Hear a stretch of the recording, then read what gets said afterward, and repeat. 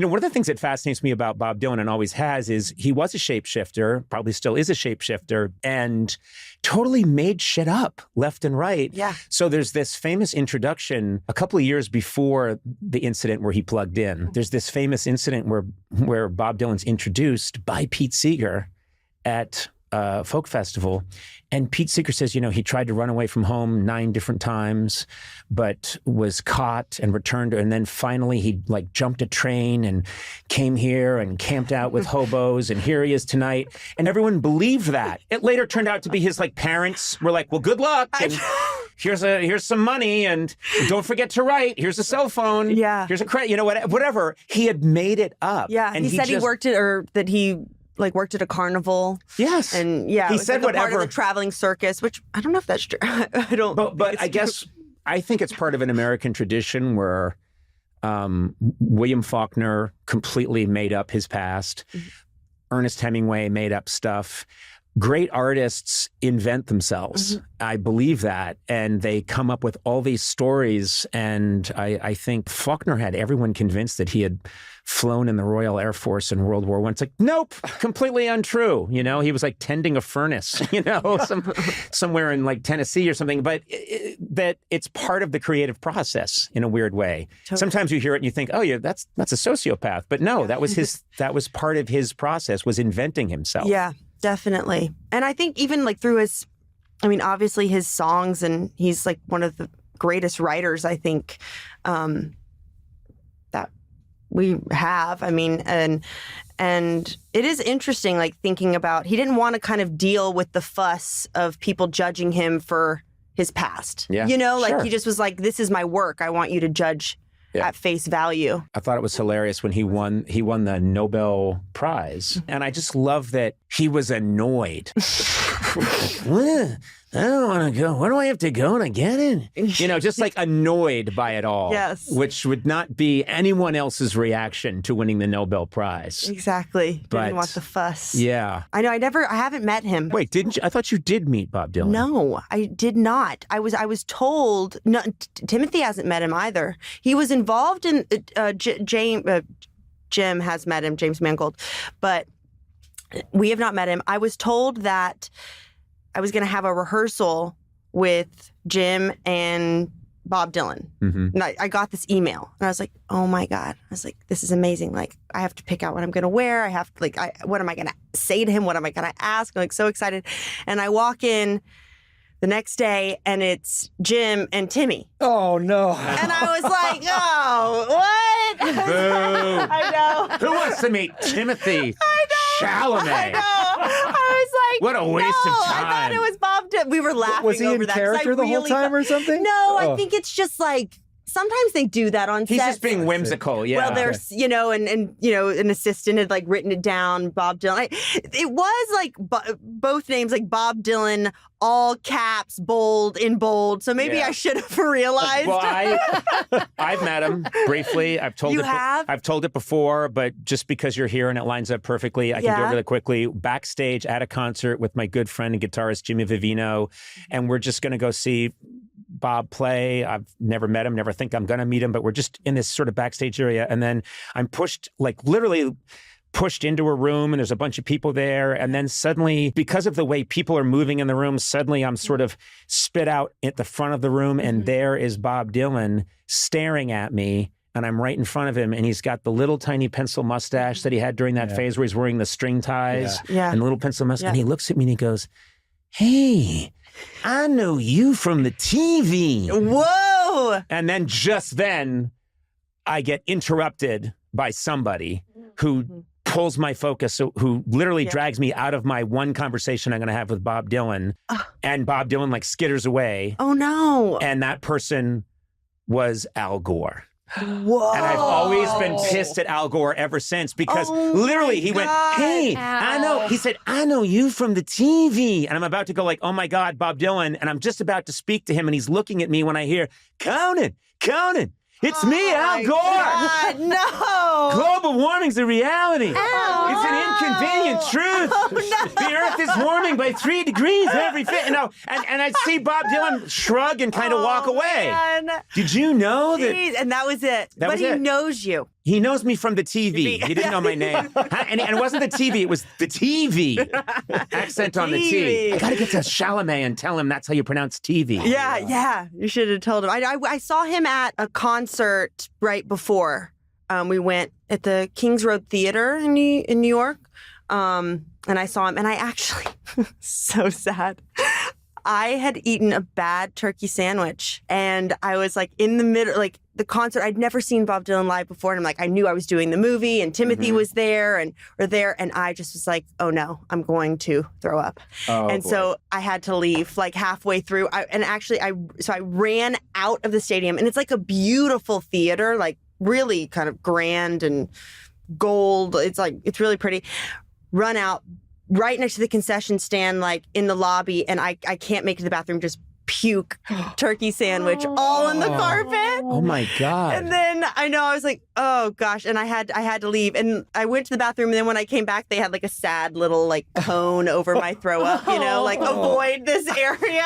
I was like, no, I have to get back to the concert. Oh, that's terrible. I must see. I know. So darn. What was the turkey sandwich? It was not Bob that made it. Yeah, exactly. It was the turkey sandwich. Wow. I think you met Timmy Chalamet, but you don't even know it. I met him right before he blew up. I went and had ice cream with him. What was that like? What was he like? He was cool. Yeah. I mean, he was like a young kid. Yeah. I mean, he at that point had already been in was Interstellar the one with Matthew McConaughey? Yes. Yeah, he was in that movie already. Yes. But he had a small part in it. Mm-hmm. And I think everyone was like, "You're gonna do great. Yeah. You'll be great." And I remember then "Call Me by Your Name" came out. Yeah, you sat him down, I think, and said, look, you should try comedy because acting's not your thing, and you'll try comedy, and maybe you could be like half a Conan O'Brien one day. Remember when you said that? I did. I was like, I don't know. Comedy seems like it would be a better fit for you than drama. And he's like, I'm going to show these two Yeah. people. Yeah. You made him. Yeah, you did make him. It's because of us. Have you ever noticed your villain origin story? That's right. Yeah. Do you know what he has written on his hand? Oh, no. Conan is wrong. Well, I wrote that on my hand as well. Yeah, I've seen it. Yours says is fucking wrong. Yeah, I think we all do. I think all 5 of us. I just had it something. tattooed. A complete unknown, highly anticipated biopic about Bob Dylan. And you are in this movie and you are playing, it's interesting, you're playing kind of a composite character. Yes. I mean, I play in the film, her name is Sylvie Rousseau, but she's based on Suze Vertolo, who was Bob Dylan's girlfriend. I mean, I know the iconic, one of the most iconic covers ever is for the Freewheelin' Bob Dylan, where he's walking down the street in Greenwich Village. Yes. And he's with a woman who's like sort of holding his arm and snuggling up against him. And that was his girlfriend at the time. Yes, and that's her. Yeah. And so that's who you're playing. That is. And it's really, honestly, it's really true to their relationship. It's just her name is different. Sure. That's the only thing. And I think it was actually out of a request from Bob Dylan himself, because everyone else's name is what their name was. Except for Timmy, who plays Dob Billin. Yeah, yes. He's a folk singer, but everything's a little off. Exactly. He sings "Glowin' in the Wind." Stand, lady, stand. Stand, lady, stand. Stand, lady, stand. Do not sit long. You must stand. Stand, lady, stand. Everyone else. Well, first of all, I am so excited to see this film, and I would think, because also I'm fascinated with that period. We're talking 1961, 60, 61, around that era, in the Village. And I've always thought, clearly, there are times in American, not just American history, in all world history, there are times where there's a moment that happens in a city that's organic. It happens in a place. It happened in Seattle in the late 80s, early 90s with grunge. It happened in Liverpool in the late 50s and 60s. Something was going on in the Village in the 50s. Stuff is percolating. Yeah. And Bob Dylan makes his way there from Hibbings, Minnesota, and changes everything. You guys are incredible actors. I'm cannot wait to see this movie. Yeah, it was so amazing to see. And because it takes place from like 61 to 1965 of basically ending when he was at the Newport Folk Festival and goes electric for the first time. And it changes the course of music booed. Forever. Yes. Yeah. I think he was called Judas at that festival. What happened? I don't know if it was at that one. I know in our movie it is, because we play, we try to stay true, of course, to what happened. But then at the same time, it is a film, and James Mangold, who directed the movie, he wanted to take liberties as well, because it is a movie. And also Bob Dylan himself as a figure, he is so mysterious, and he himself likes to play with what's true or not. We don't necessarily know all the truths. First of all, I have no time for people that sit and watch a biopic and say, hold on a second, that happened in October. I know. What they described in the film, it's November, because they just had, I think... And there are those people. Yes, there are those people, but the point of a film like this, an endeavor like this, in my opinion, is to capture the spirit and the energy of what was happening and transport you. It is not a visit to the IRS where you have all of your documents ready. But what is interesting to me is I had the chance to do something at the folk festival this summer. I got to play there with some other musicians, and it was such a mind-blowing experience. But I got to be in the spot where all of that happened. And what's so amazing is you look at our culture now, and I mean, it's just the way things go, but the stuff that happens in entertainment that is so out there and so explicit and so crazy, and you realize that Bob Dylan basically just plugged in his guitar and played electric at a folk festival, and someone in the crowd shouts, "Judas!" Yes. Because I mean, it's so preposterous now and so laughable, but there are these famous stories of he's playing and Pete Seeger's backstage with an axe trying to cut the electricity cable. So they say. So they say. Yes. Again, so they say, but you think about, Pete, rap hasn't shown up yet, like funk, rap. I mean, there's all this stuff that's going to blow your mind. He's still playing folk with an electric guitar. Exactly. And it just takes that kind of one person to be daring enough to change, and step outside of the box. He risked, he disappointed his core fan base, which you're never supposed to do. Right. I've done it many times. I think I'm very brave. But I think I'm very brave. Yes. And if that can be the pull quote from this interview. What did Elle say about the movie? Conan kept talking over her, and he kept shouting, "I'm very brave." And don't sell yourself short. You've disappointed all of us as well. Well, I was calling, listen, you are my core fan base. No, that's the bad news. No. Yeah. Oh, man. But I would think we are going to host the Oscars. I know. Yeah, I know. That's insane. I know, but they'll. That's exciting. It's exciting, but I think after this interview they'll revoke it. They'll say, "Conan, did you shout 'I'm brave' at Elle Fanning?"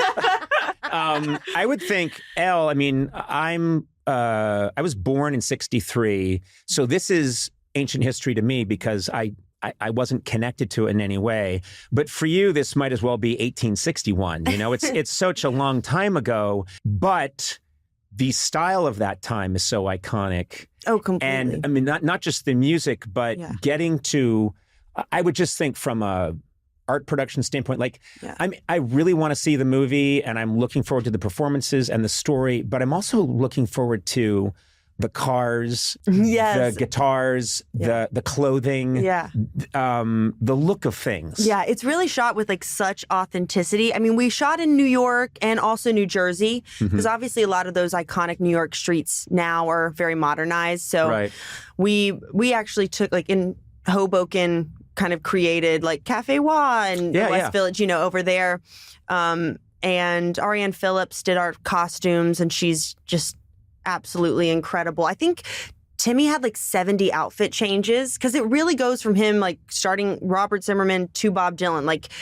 You see him as someone from Minnesota who literally just got off the bus and seeing New York for the first time. So there's such an evolution that he takes in the film. And I was a huge. I saying this, it's like, oh gosh, I hear how I sound, but it honestly is true. But I was a huge Bob Dylan fan because Cameron Crowe, We Bought a Zoo with him when I was 13. I think that's what I came on your show for the first time.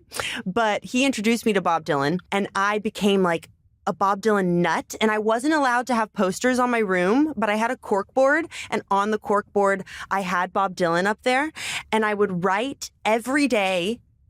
And I have to find photos of this but in middle school, I would write Bob Dylan on my hand right here in cursive every day.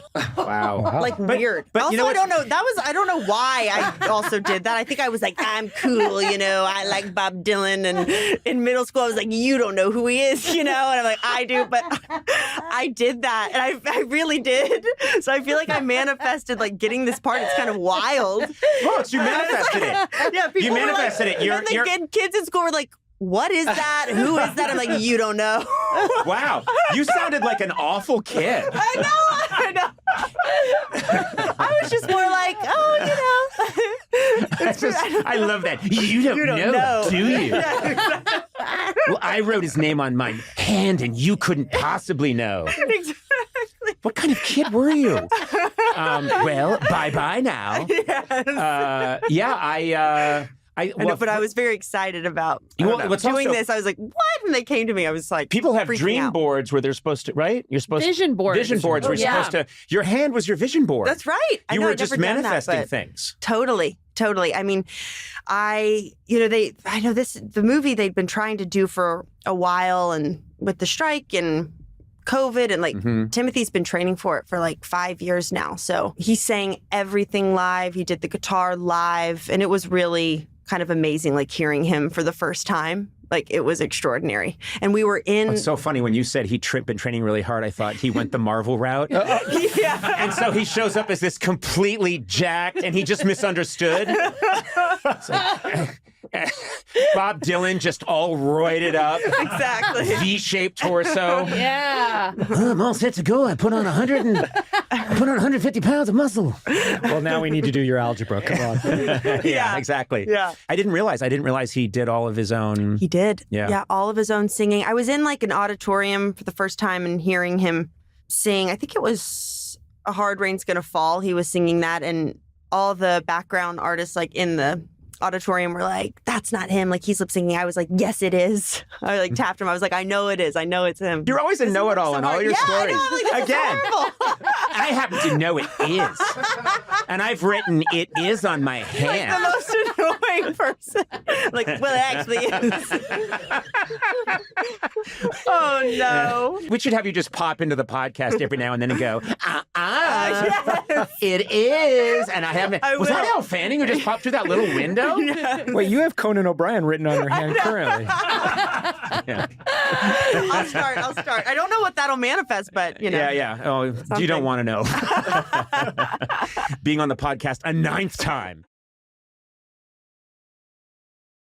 I was reading different interviews with you in preparation for chatting with you today, and you said something really interesting to me, which is that you've learned different things from different people. You say that a big part of your education was working with Sofia Coppola. Mm-hmm. Your education continued long after your formal education. Yes. And I really believe in that. I really believe we learned so much. But you said that you learned manners from working with Kirsten Dunst and Nicole Kidman. And I thought, nobody talks about manners. And now I'm going to sound like an old man, but I promise you, I think it is a magic power. Mm-hmm. It's a magical thing to be well-mannered. Yeah. And you are exceptionally well-mannered. You're a very kind person. I don't think people understand the superpower that is. Do you know what I mean? And totally. no one talks about it a lot. Oh, yeah. They don't talk about, it's all about, obviously you got to have talent, but you also have to you got to be tactical and you got to do this. And how about, I swear to God, being nice, being well-mannered, and I understand I've always heard it's part of a Southern thing. Like Jack is insanely well-mannered. Yeah. So anytime Jack McBrayer comes to my house, 2 days later, I get a note. Mm-hmm. Sir, it was an honor, I have a feeling that's not what it's. No. He doesn't say it was an honor, but he does write. He says, it was lovely. It was an honor hanging out with your wife. Everyone likes Liza. And people tolerate me, but no, it's just like, that's such a nice thing. Yeah, it's true. I mean, I think like I didn't go to like acting class or anything. So it's just like being on set and around different personalities and different people and picking up on, you know, what people do. And I mean, honestly, it's like my mom. Yes. Like, you know, she would be on set with me or my grandmother. And I would have, you know, write a note, get wrap gifts for everyone. Like, I've just always done that. Even like small things about like putting at the end of the day, like your costume, like making sure that it's like hung up, that you hang it up in the trailer. Yes. Because then you hear people say like they just throw and they're like, thank you so much for just hanging it up. It's like, well, it takes like a second to do that, you know, like it's, and also sometimes it makes you realize how other people are behaving. Right.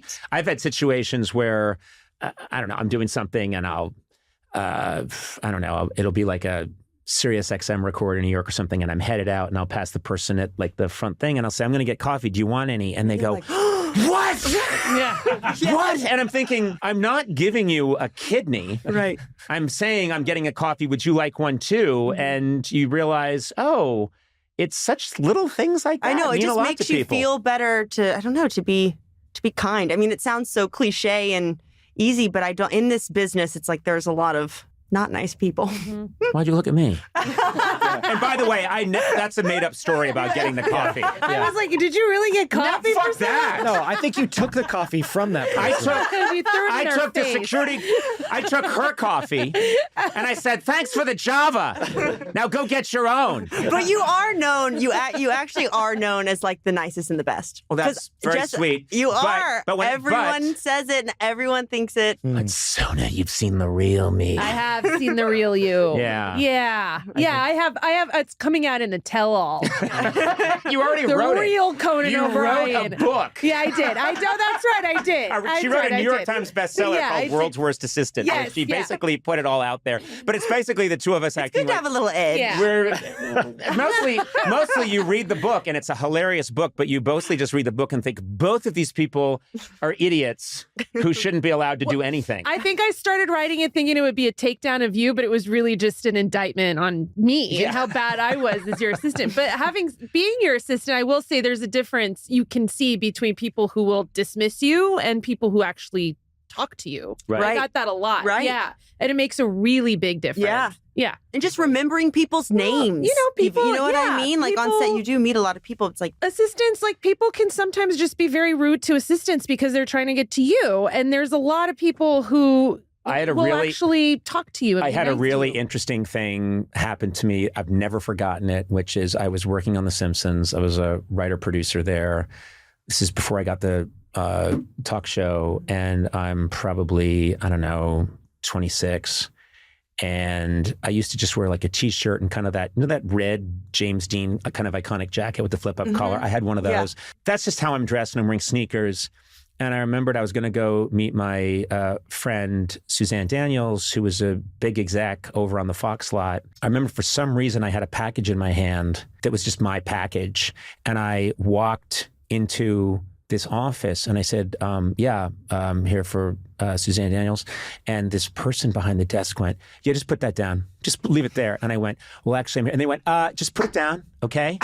Like, because I'm the delivery guy. Yeah. And I kept trying to stall, and the person was just looking through me like I didn't exist. Oh, my God. And then, of course, Suzanne saw me and went, Conan, hey. Yeah. And this person, she was like, have you met Conan? He's a writer-producer at The Simpsons, and and he's going to have a late-night show in a year and a half, even though nobody knows that yet. And she just knew? Yes, apparently he is a delivery boy. Yeah. But anyway, I just saw in a moment. And then he's like, oh. I saw status completely shift arbitrarily. Mm-hmm. Because why does that make a difference? Yeah, completely. Yeah, that executive was Jeff Ross. Oh, I mean, he was terrible to me. Oh, I'm sorry. When he was assistant. No, it doesn't make any sense. You made it. I know. You really messed fix it up. that up. Yeah, I got it wrong. But anyway, No, you know who the assistant was? Who? It was a very, very young Timothée Chalamet. Oh my God. Wow. Bringing it around. Nice. Yeah, remember, he was a fetus. Uh-huh. It was like, there was a fetus, a really good-looking fetus. Yeah. Wearing like some kind of exotic cologne. He said, like, just leave the package there. And I said, why do you have an umbilical cord? Just leave just leave it there. And cue the rap light. Cue the rap. Go. I got us out. Hey, Elle, everyone's going to see this movie. It's a complete unknown. It's you, Timothée Chalamet, and Edward Norton. Yep, Monica and Barbara. It is Bob Dylan's sort of creation story, and I can't wait to see it. But also, anytime you want to come in and just sit down and talk about anything, you're one of my favorite people. No, seriously. I want to pop in now. I want to because the office this is really nice with the kitchen and everything. Yeah. Yeah. Just don't go in there. That's our kitchen. I've already have pockets full of snacks. Okay, well, I'll need you to empty your coat before you leave. Those snacks don't grow on trees. No, Conan, they're nuts. They literally grow on trees. You are an absolute delight. And as you know, I'm a massive fan of The Great. And watching you in that role walk this crazy tightrope of being near-death experiences, being assaulted, but then being hilariously funny in the next scene. I don't know how you do it. It's one of the best performances I've seen in a show ever, and it's one of my favorite shows. And then you just have this insane career, and you're a delight. You're a delightful person. So come back anytime. I will. And thanks for being here and sharing your energy with us, because these guys are sucking the life out of me.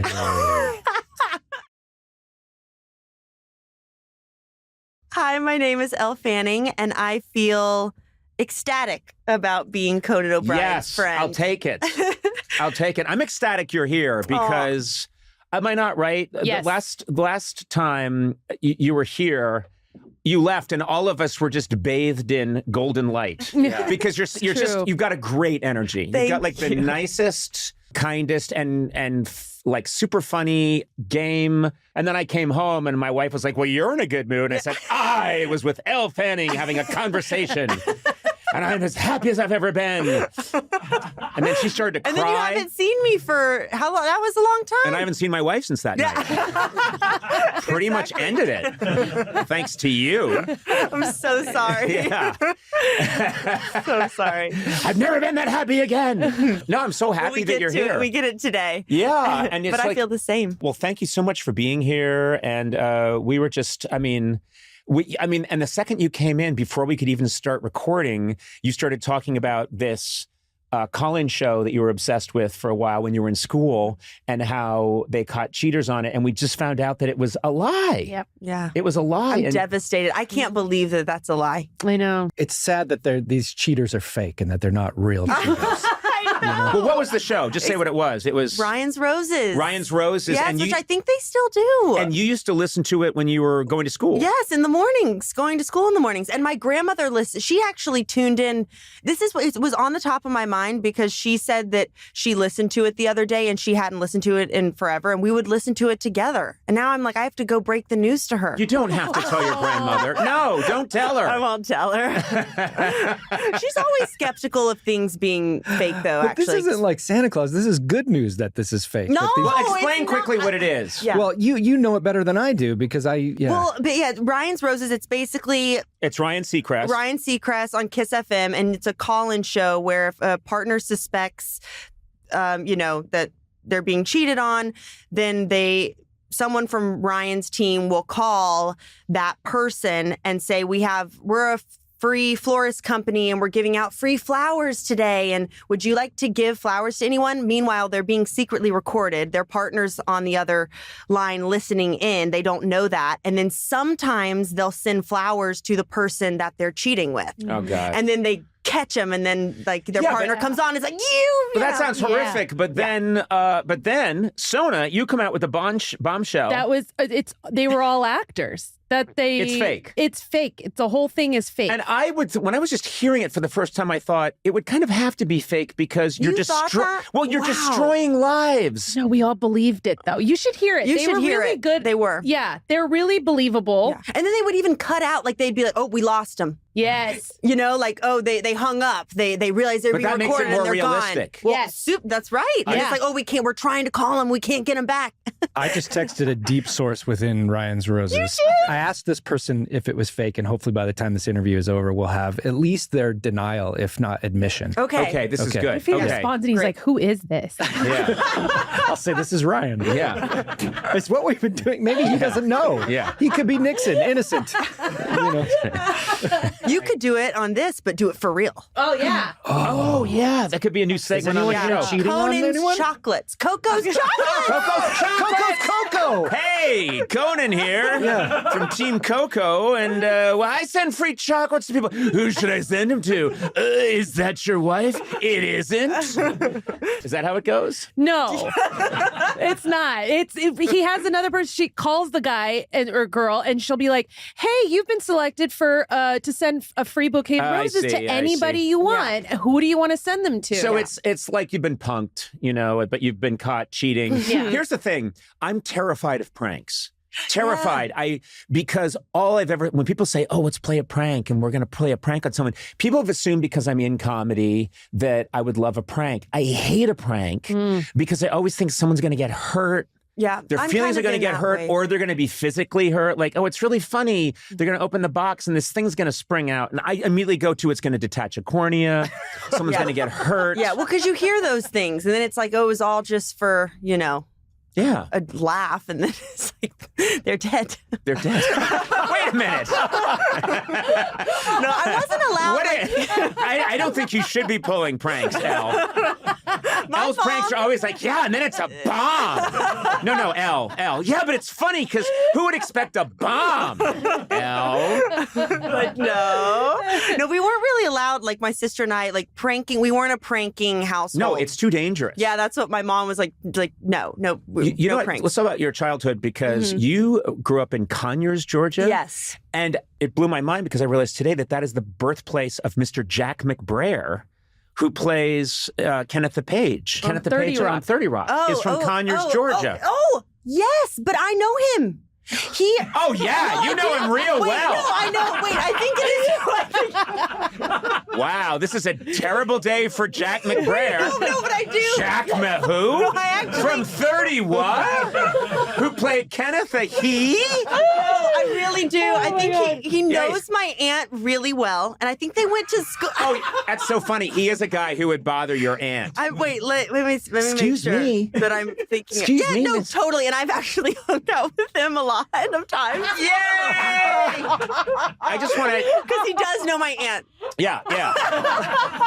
You don't know him from all of his film work. He's in Wreck-It Ralph. Just not someone that I think no, hey, trust me. Prayer, I know him real well, and I never think of him. Yeah. I've spent a whole day with him and haven't heard exactly from there. So it's a small town. But I do know him. I constantly give him shit all the time about everything. Like I had lunch with him not that long ago, right near his apartment. I just love to, if we get on an elevator, I'll go, now don't be scared about this technology. I know you don't have elevators in Conyers, Georgia. And he has such a thick accent. Yes. Oh my God. He sounds like a donkey. And oh my God. No, he does. He's like, eeyaw, eeyaw, eeyaw. Anyway. Jack is just getting offended left and right. No. We have this relationship where I've been doing nothing but abuse this man for like 20 some odd years. I've never had a real conversation with him in my life. But anyway. But he's the only other person that's from there. Yeah, Conyers, Georgia. And what you got there? I have an update. Okay. And from this person I will not name. Okay, that's okay. I asked, is Ryan's Roses fake? It is, right? And the person said, depends on who is asking and what they would want to use this information for. Well, we have our answer then. We have There our we answer. go. We have our answer. Okay. Like, cut that bit out. No. No, right? Why? Why cut it out? Well, see, I'll see what they're continuing to text, and I don't want to. I don't want to jeopardize their standing. Okay, well, as a friend. Okay, Yeah. Sure, yeah. This well, is the biggest you're the one that in the introduced world. this whole. I know. You introduced this, and now it's part of the podcast, and you're a terrible person. I did not introduce this. Well, you said I'll contact the guy. Right. Oh, anyway, any mention of Conyers, Georgia has to come out too. Oh. And also any mention of Elle Fanning. Also, I never said it was a guy. Okay. Oh. Good cover. I did something very recently where there was a child actor on set, and I was playing a Santa Claus, and there was a quick break, and this woman came on the set, grabbed the child, and took the child into another room and started teaching her algebra really quickly. Yeah. Like in between the shots. Literally, like a cosine, and then, but remember, negative numbers, and then we got to get back on set. Yeah, and it's like negative numbers. but that's what it was like, right? It really was. Yeah, totally. Because I went to a regular school from 4th grade on, and graduated senior year, whatever. But when I would work, I would go, and I'd had a studio teacher that would teach me things, and it would be like you'd be doing these really intense scenes, be crying, and then going down to a basement where they've set up a little picnic table and 2 chairs, and you're there and having to do your schoolwork. Right. Also because the school that I went to was pretty hard. I had to keep up with the schoolwork, or I couldn't do that's good. films, which I think was very important. But then I would be staying up to 3 a.m., getting stuff done and writing papers. And I think now I'm how did I do that? No, but you think about I had the energy to do that when I was little. And now when I'm doing a project, I'm so exhausted at the end of the day. But it used to be that I would go home and have all this work to do and, right. Book reports. I'm how did I find the time? But it's just so funny for me to think of, an actor at your level who's doing this intense work. Even as a kid, you're doing this intense work, and then quickly take a break, and you got to go make a paper mache dinosaur. Yeah, but it's kind of nice. There's there's something about it that is nice because you can just switch in and out of it, and it's I don't know. Not that I'm not the type of actor, anyways, that really stays in it in between. Right. I need to go do something else, or right. go to Crafty and laugh and relax, and I don't really stay totally in it. But I think because when I was a kid, I was so used to switching in and out of it that's what I'm programmed to do. It's funny. It's making me think now. Wouldn't it be amazing if it was required of everyone, not just kids, but anyone during in-between scenes had to learn stuff?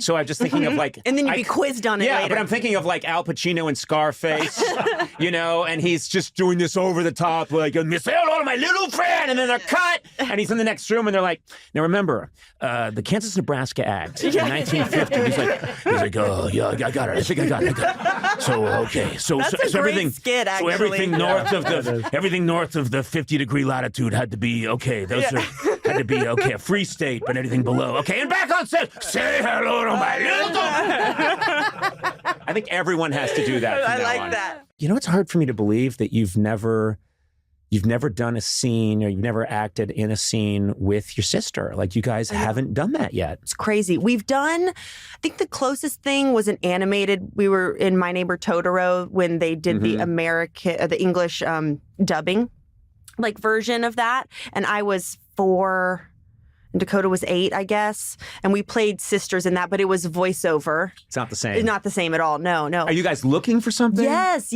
And we have a production company that we're producing projects together. Is it Llewellyn? Yeah, Is that your Llewellyn production company? Pictures. It's our... Did Llewellyn do The Great? Did you guys, were you a producer on The Great? Yes. Wow, that's on The Great. That is good for you. Yeah, really cool. And Llewellyn is was our family dog. She's passed away, but yeah, we're honoring her. But we have this, and we're, always looking at projects, and we had a couple projects that were it was almost going to work out that we were going to do together. And there are still some ideas because we have to make it happen. It's like, it's crazy that you know what I'm gonna we're do? always looking for it. I'm going to write the script. Great.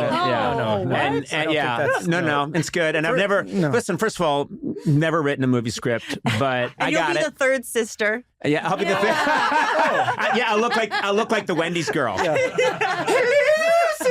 Do Chekhov's Three Sisters. You know what I love? It'll be you two, and people will be like, "This is great. This is fantastic." Then, ding dong, me in a big red wig, totally like checking out, looking into the camera lens, doing all the things you're not supposed to do. Yes. Totally unbelievable. Yeah. Wearing heels, 6'8". Well, sisters. Well, I think that's very cool. You guys both have.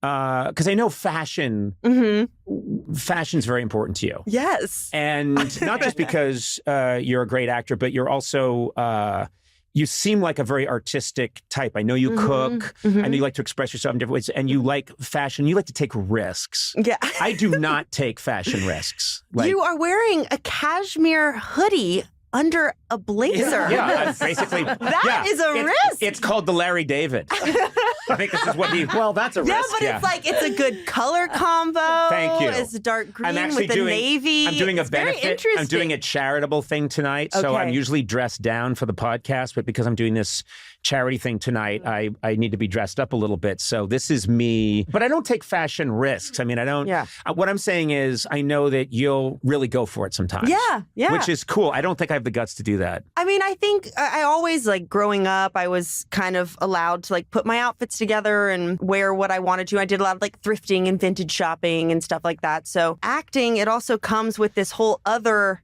area that's like this red carpet side, which is like, which is weird because it's like not everyone likes to do that. Just because you're in movies, it doesn't necessarily mean that you want to, like, get your picture taken all the time. Sure. But I think...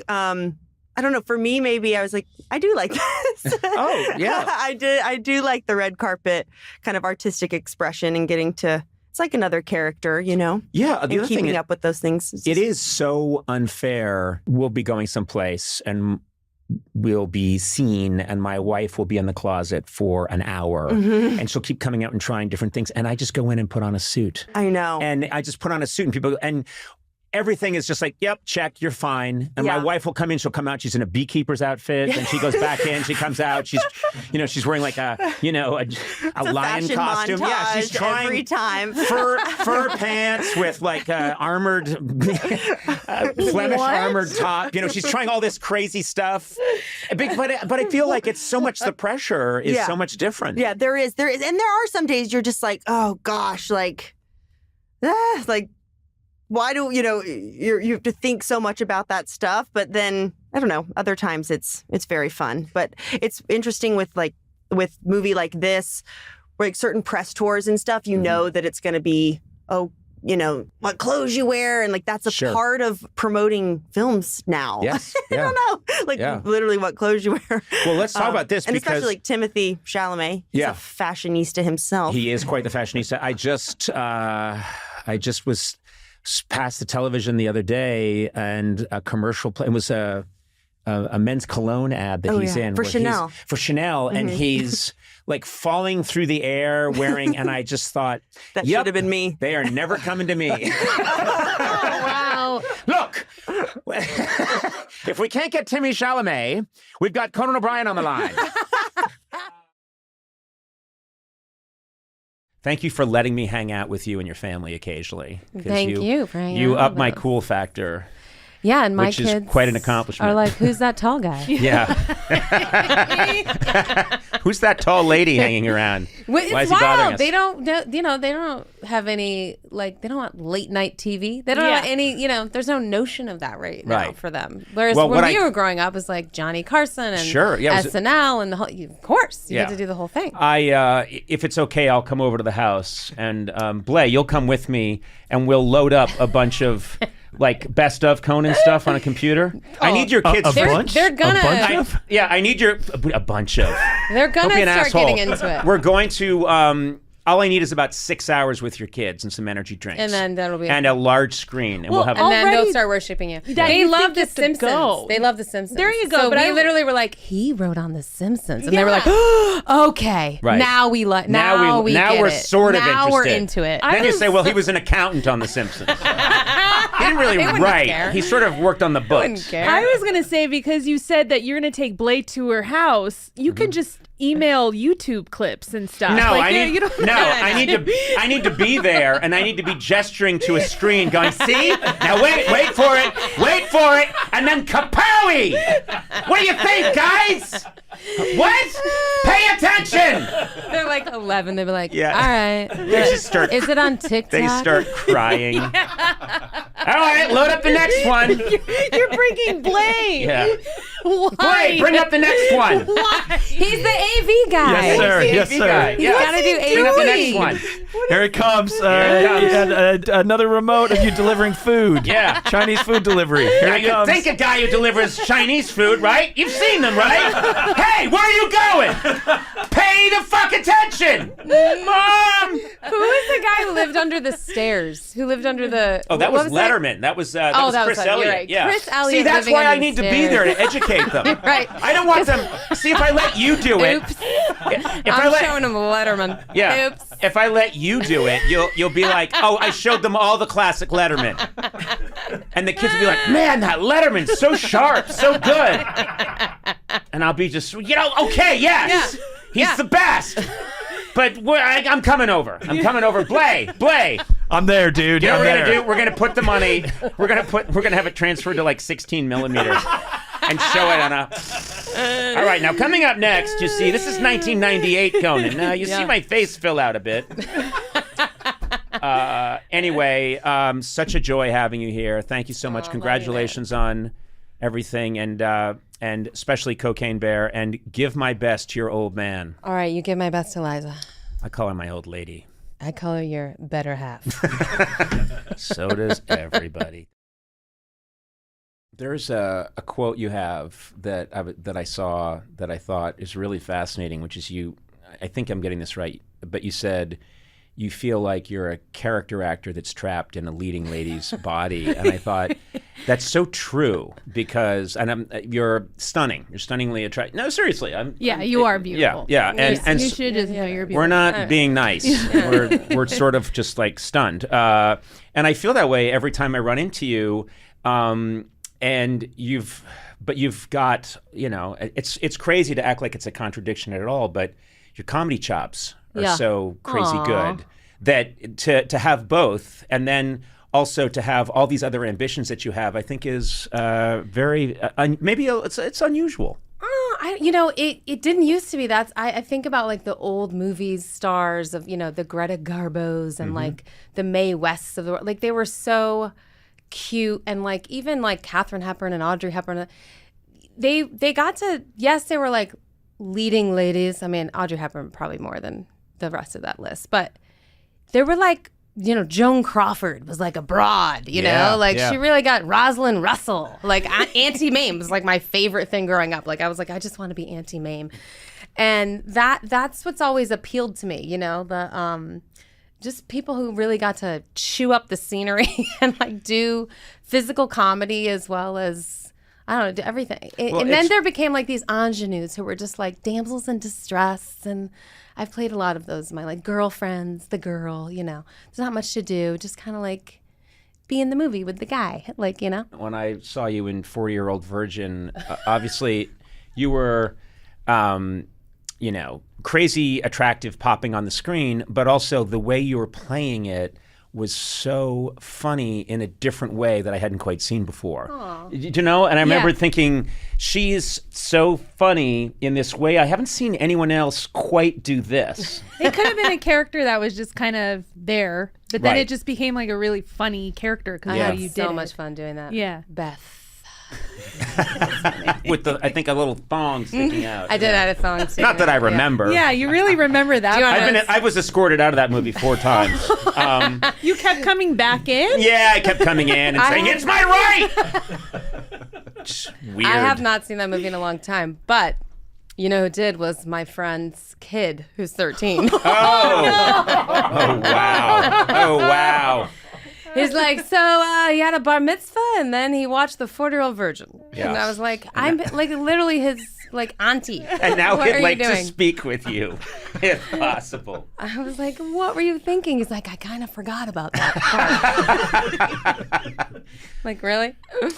Also, you have, I mean, in the comedy world, like people like Paul Rudd, you really click with him. I think I've worked with Paul like 6 times or something. No, maybe like 4 or 5. A bunch. A lot. Yeah, I mean, he never calls me. Well, that's Rudd. That's just how he is. Just busy being Ant-Man. Don't belittle. He's belittled. He is. He really is. That's the whole point of it, Conan. His whole power is that he is belittled. You're right. You're right. How dare you belittle Ant-Man? Paul, wherever you are, we're sorry. It feels to me like in your career, I mean, I loved you on 30 Rock, and I think that was supposed to be just... I mean, it wasn't planned to be a recurring role. No. And then you came on as Jack Donaghy's lady. Love interest. And how quickly did you know, oh, this is going places? Well, I had 2 episodes, I think, was the initial like offer. Like, come in, do a little quick thing, 2 episodes. I was playing, this Fox News type newscaster. And then like a month or so later, it was like, hey, did you like doing that? You want to come back and do this with us? Sure. And then it was like 3 years later, and suddenly I was pregnant with this baby, and we were getting married. That's nice. So it's pretty nice. And yeah, I really enjoyed working on that show. Loved it. And then of course, Pitch Perfect is where it felt like things really ramp up in a great way, because you get more control. You get to move closer into a different role. Well, my husband and I, who have a company together, Brownstone Productions, we produced Pitch Perfect, all 3 of those, and I directed the second one, and it was my first foray into doing making more of my Hollywood life, I guess, than just acting and hanging out by the phone waiting for somebody to call. But it's occurring to me now. I'm remembering that Lucille Ball. You see photos of her in the 1940s. Stunning. I mean, like you, a leading lady who then, But definitely a character. Like, she's someone that's who I should have named when I was naming those. Right, but you know what? Can we edit that? No, we can't afford that. Make sure there's no money for that. I didn't mean to say Audrey Hepburn. Fuck Audrey Hepburn. I meant to say Lucille Ball. Someone went after Audrey Hepburn. I went to say Lucille Ball. But if you see, people think of her as Lucy and and and you see pictures of her in the 40s, and she's just drop dead, supermodel, gorgeous, and then to have those kind of comedy chops. But then she and her husband take over. They figure out a way to own the factory. And I think they had the largest deal at CBS that had ever happened at that point. Yeah, at some point, I think now Ryan Murphy has one of those, or Shonda Rhimes has a bigger one. Right. In the day, that would have been Lucy and Desi's. Yeah, but also I don't think it had been done before. No. I don't think anybody had done that. I mean, taken control, of the whole thing. Yeah, and I think that there used to be just a different attitude. I mean, obviously in the 20s and 30s and 40s, like, shut up and act. Don't worry your pretty little head about it. Yeah. We'll take care of this. And suddenly they were like, no, you can't do any of it without us. We own the whole thing. Yeah, it was amazing. They were incredible. They were incredible at business too. Yeah. Something to truly strive for, yeah. It's so funny because I've never experienced that kind of show business, which is a huge bulk of show business movies, is making something. When you're producing it and directing it, it's years go into it. Yeah. And I've always been in the let's make it today and get it on TV tonight. Yeah. And a cabbie might shout something at me the next day, and then but there's no time to think about it because then you're making the next thing. Mm-hmm.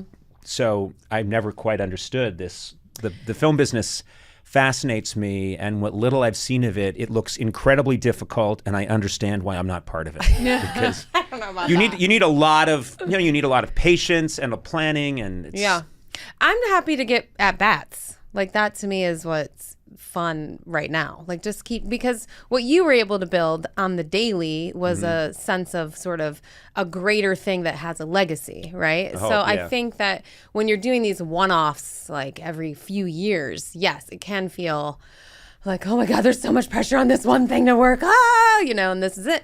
And now I'm actually settling. It's just because I'm old, I guess. I'm settling into you're ancient. Yeah. The idea that like actually, okay, if I can keep going, I will create a body of work, which you were able to do. Well, that's always the dream. And then the body will be, what's left in the legacy, and there won't be this intense pressure to like always. I don't know.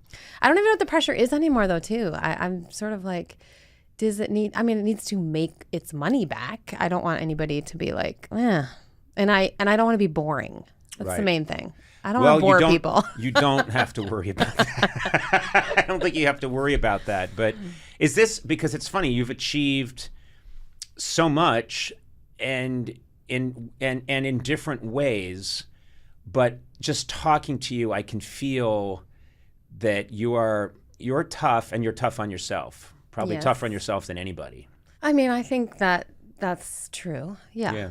Yeah. I do also, though, I'm in my mind, I'm like, you give yourself grace, which I am trying to do too, more of like give myself grace, because I do think the guilt and pressure of being a working mom too is like, it's real, unfortunately, in our society. And so truly bringing myself a sense of like, yeah, it's okay. I really enjoy getting to collaborate and make things with people. It's really fun. I love entertaining people. I love making people laugh. And if I get to do that, it's like it's a privilege. It's an honor. It's all the things that it is. It's also really hard work, and it also always takes me away from other things I also like to do, like going to my kid's basketball game, And so just making sure, I don't call it balance because I think that's. But there is no balance. When people say, what is that? There is no balance. I don't know what that means. I mean, I just am, in other words, I'm just trying to be the best version of myself. So that's being creative, doing the collaboration, having fun with what I'm doing, like, taking advantage of the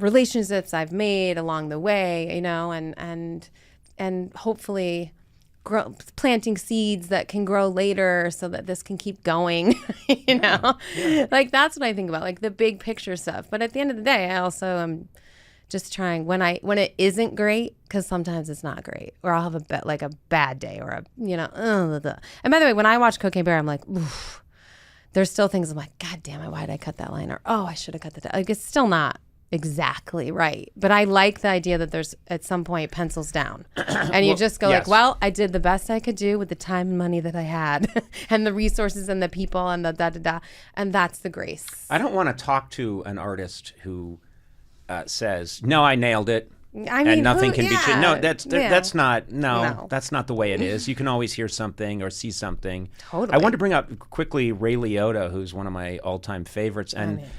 This must have been. Was this the very last thing that he worked on? I'm not 100% sure, so I don't know. Well, he went to the Dominican Republic where he passed away to do another project, and I don't know how much he'd actually shot of that before he passed. But I got to know him a bit just over the years, interviewing him, and I mean, obviously, you get to know him from Goodfellas, and that's such an iconic role.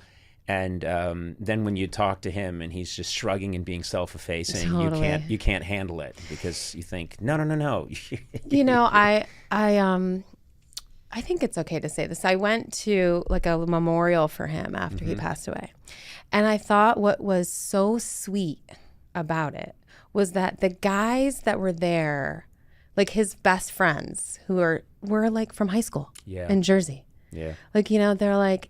They're just the guys that he's always known, that know him as like kind of sweet, and it's Ray, and like he had a dream, and he was and he thought he was gonna go to Hollywood, and like they're all still like, and he did it, and he was like, I'm doing it, like it's just this beautiful sense that he kind of really appreciated it and knew where he was from and loved doing it and all of those things. I think I loved him. It says a lot about people that have that kind of success, and they're still good friends with people they knew in high school, college, grade school. Yeah. I've cut all those people out. They had to go. What? Why? You were just, as soon as you went on TV, you were like, well. Hey, what's the point? I had to cut them loose. You know? Can't have those guys hanging around. But you just said it says a lot about someone. Oh, no, it does. I'm a terrible person. Oh, okay. I just wanted to make sure I understood what you were saying. Okay. I can't hang out with those Brookline creeps. Brookline. Do you go back a lot? Do you go back to Massachusetts? Not as much as I want to. I just got a suite at the Garden. Nice. For Madonna. Nice. I'm very excited. Yeah. So I will go back. I'm going to bring all my cousins, you know, all that. I have so much. My sisters, my other sisters. How many are there? How many sisters? Well, I'm the oldest of 4. Okay. Yeah. So I don't have that big of a family. Right. But my mom is from 7 and my dad's from 8. So I have a lot of I have a lot of first cousins. Right.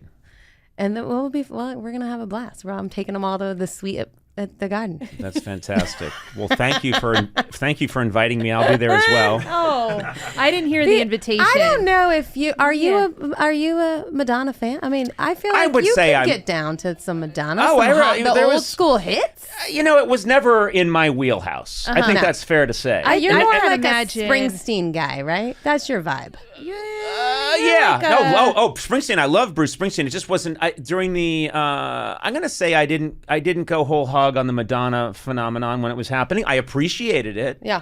And I think she was a great showman. Yeah, show person. She's a show person. Yeah, and she certainly killed it and did so. But it's just not quite in my. See, I think like me and my gals, we're gonna lose our minds. You know, it does like the soundtrack to our youth. We did Like a Virgin and Holiday and, you know, the whole Like a Prayer and the whole thing. I was too old for that. Yeah. And, And that was like, we did like dance routines to it and we had to do the moves. You know, this was MTV. She was like on the videos and we all dressed like her. We wore all the, you know, the bracelets, the rubber bracelets. I mean, you know, we worshipped her. So I'm excited. Yeah. Anyway, well, that for sure is, I'll be home in the summer and I'll be seeing Madonna. How often do you go back? I go back whenever I can. My parents still live there. Yeah. And most of my family lives within like 30 minutes of where I grew up. Yeah. So I go back every chance I can get, and then walk around and just remember the old days. There's Duncan? I go to Duncan. Of course. I walk by the football field where I had no involvement in football. I was wondering where that was going. I go to the old baseball field where I had no involvement in baseball. You reminisce about not doing sports? Yeah, I reminisce about being in my room studying. That's the room I studied in. And then what happened? Then I took a nap and then studied some more. They're not good stories. Oh, yeah, man. I had a few scrapes in my day. I was a real rapscallion. I am thrilled to have you here on the podcast. That's a strong word. I am thrilled. Aww. I'm going to say that because a number of reasons. Always admired you and think you're incredibly cool, but we also became friendly. Mm-hmm. I know. You and your man, me and my lady. I'm in it for the wife. That's the only reason I'm friends with you. Yeah, exactly. I get that. What's your saying, Sona? My favorite thing about Conan is Liza. Yeah. But by the way, I remember talking to someone, this is like 10 years ago now, and they were like, you know, I liked you when I met you. And then I met your husband and I liked you more. And I thought, I think that's a compliment. I'm not sure. I don't know if it is. But it made me feel confident that I chose well. You chose very well. Right? Like he can hang out. He's nice. Are you kidding? He's a delight. He's really smart, cool. Yeah. And we've hung out a bunch of times in situations where we're on vacation, we bump into each other. Yeah. And let's just say a skiing kind of place. Yes. And you're with your family, I'm with my family, and we end up hanging out. And I remember very clearly you inviting us over for charades. Yeah. One night, and running charades. You were running it. Yeah. No, it's called running charades.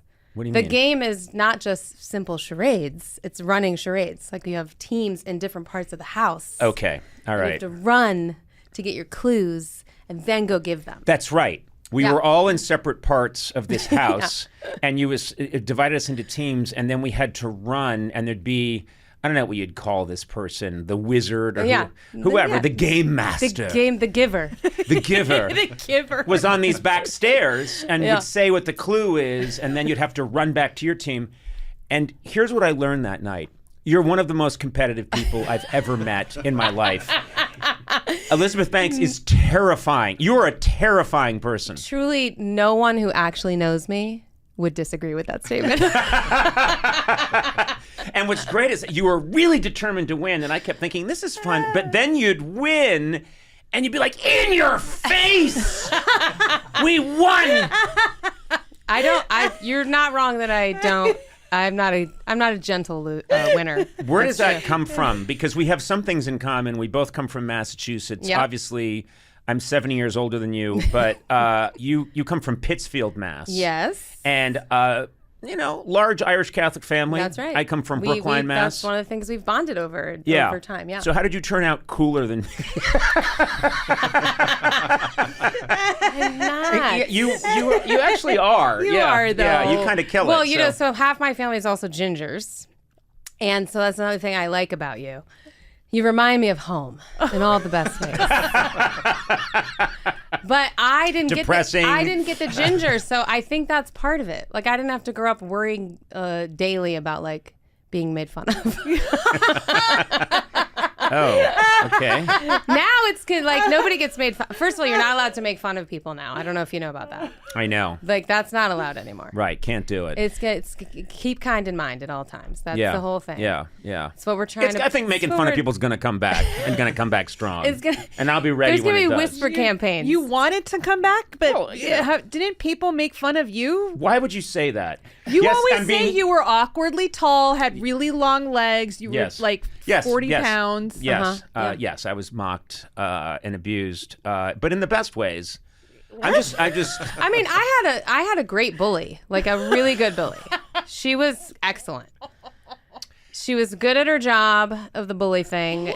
And frankly, like what a great... She was a professional bully. Pretty much. Right. So I had to walk, like, I know this is very tropey, but I did walk through the woods, over rivers, the whole thing to go to school. Mm-hmm. And after school, those woods became like the bully zone. You know, like if you were walking home afterwards and you didn't want to smoke cigarettes with the guys who hung out on their like dirt bikes, you just got bullied by them. So I don't understand. Bullies in the woods is a whole different thing. I remembered encountering bullies over near Stevens Market at the Point, not far from our house. One of the Packies by exactly. your house. and but what I'm just imagining walking through beautiful woods. Yes. In this nice part of Massachusetts, this rural part of Massachusetts, and then a bully steps out behind a tree. That's literally what it was like.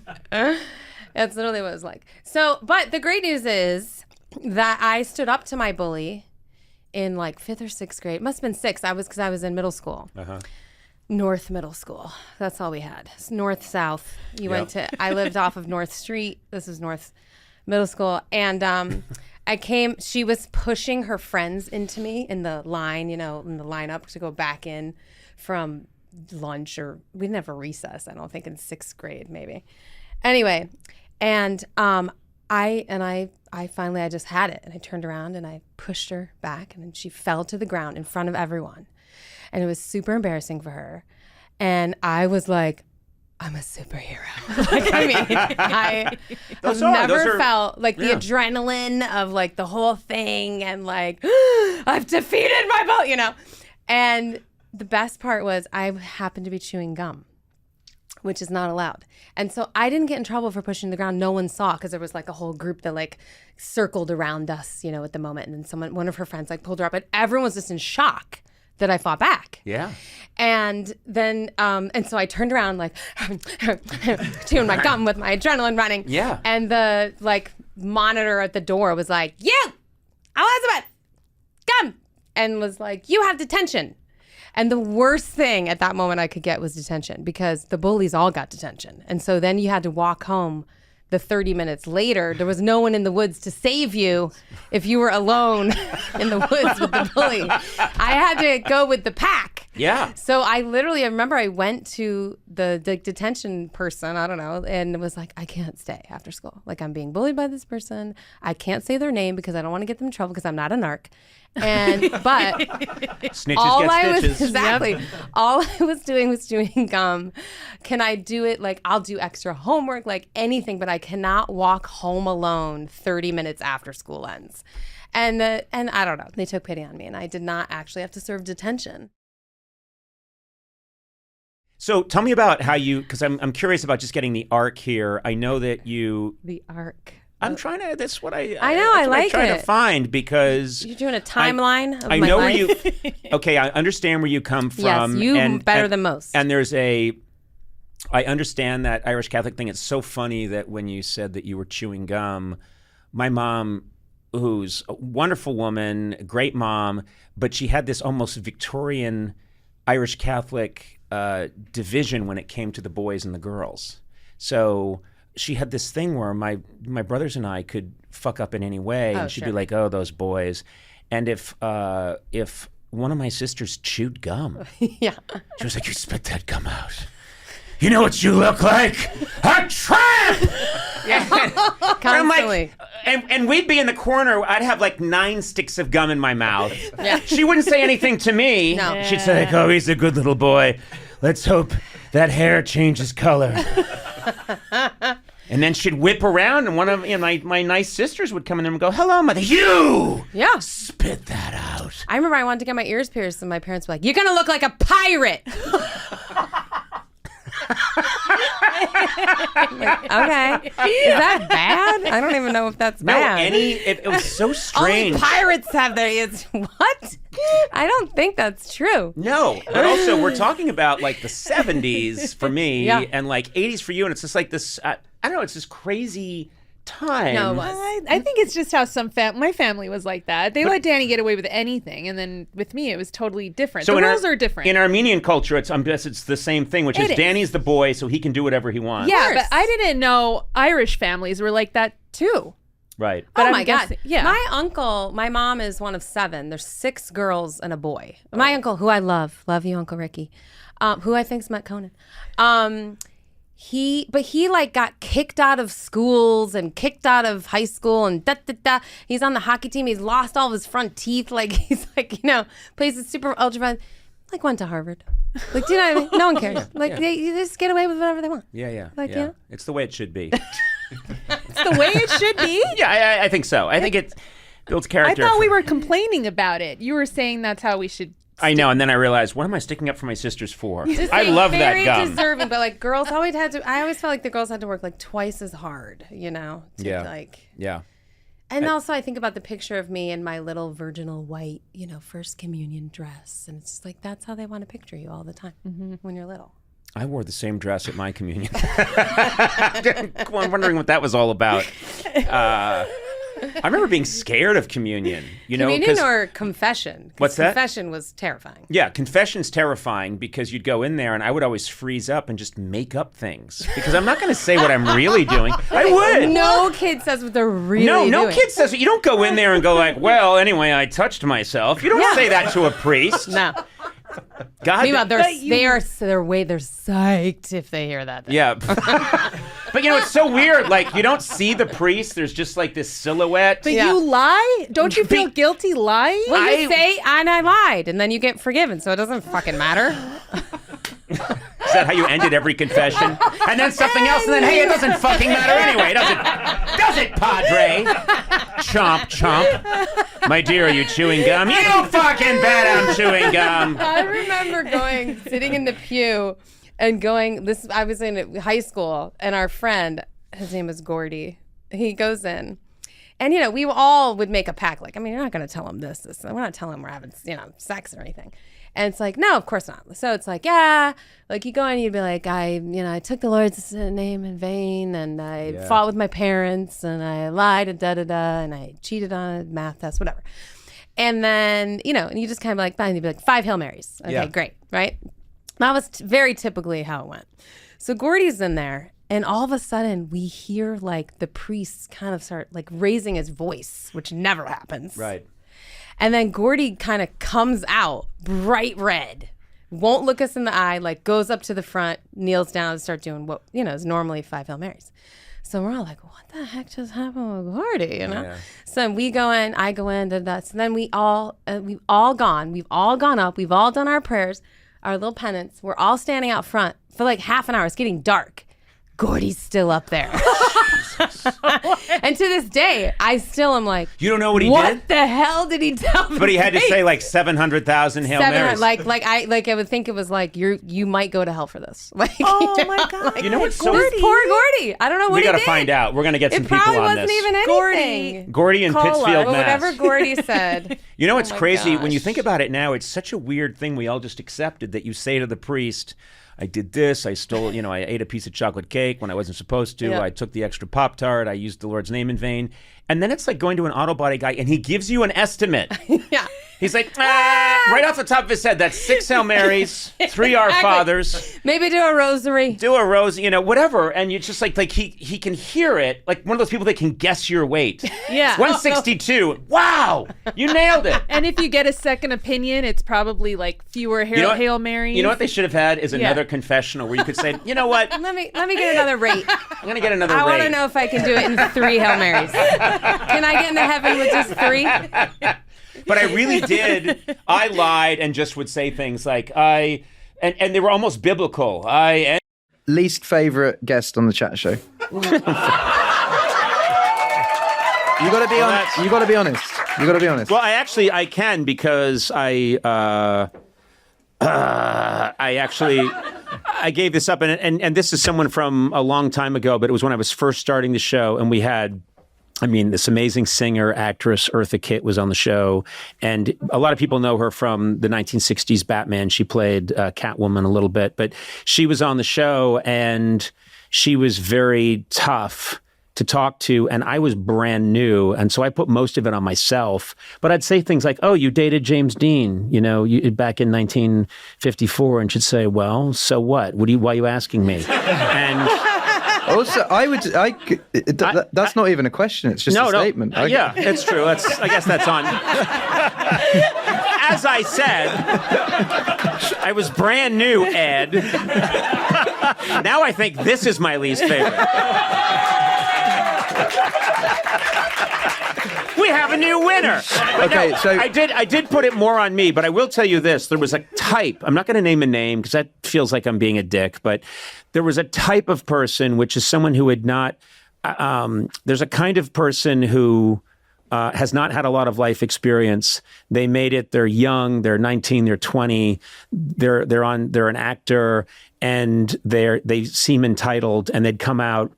And they wouldn't have any real life experience. Like I can talk to you and you can talk to me about being young and not having money and taking the tube around and trying to make it work. And you're connected to reality. And sometimes you're talking to these people that were literally like raised in a hydroponic environment to be on television or, and on a WB show. And they just had nothing to say. And we're narrowing it down. We're getting there. Okay. Keep going. So they come out with their eye patch, and now we know. But no, and you'd say, so tell me, when you were young. Well, when I was, I remembered when I turned 16, and my agency got me a Porsche, and I said I wanted silver, and they brought blue. Who drives a blue Porsche? And you'd feel hate just come out of the crowd. So who would be? Because you would have regular guests. Who'd be the one that you knew the booking was coming and you'd be like, I love those guys. Well, oh my God. I mean, there's so many, but the one that you were like super, super pumped for every time they came. Norm Macdonald was meaningful to me because that's so, and Will Ferrell, people that would bring something to the table. I mean, Will Ferrell came out once and he had prepared it. But he came out and he had a bird on his shoulder. And you know how Will can just commit to something with those eyes. And right up front, he said, no questions about the bird. And so I commit to it's this giant white cockatoo. And we'd be talking for a little bit, and I'd be going, yeah, and the bird would start to move around on his shoulder and be easy, and I'd go, is there a problem there? And he'd be like, we're not talking about the bird.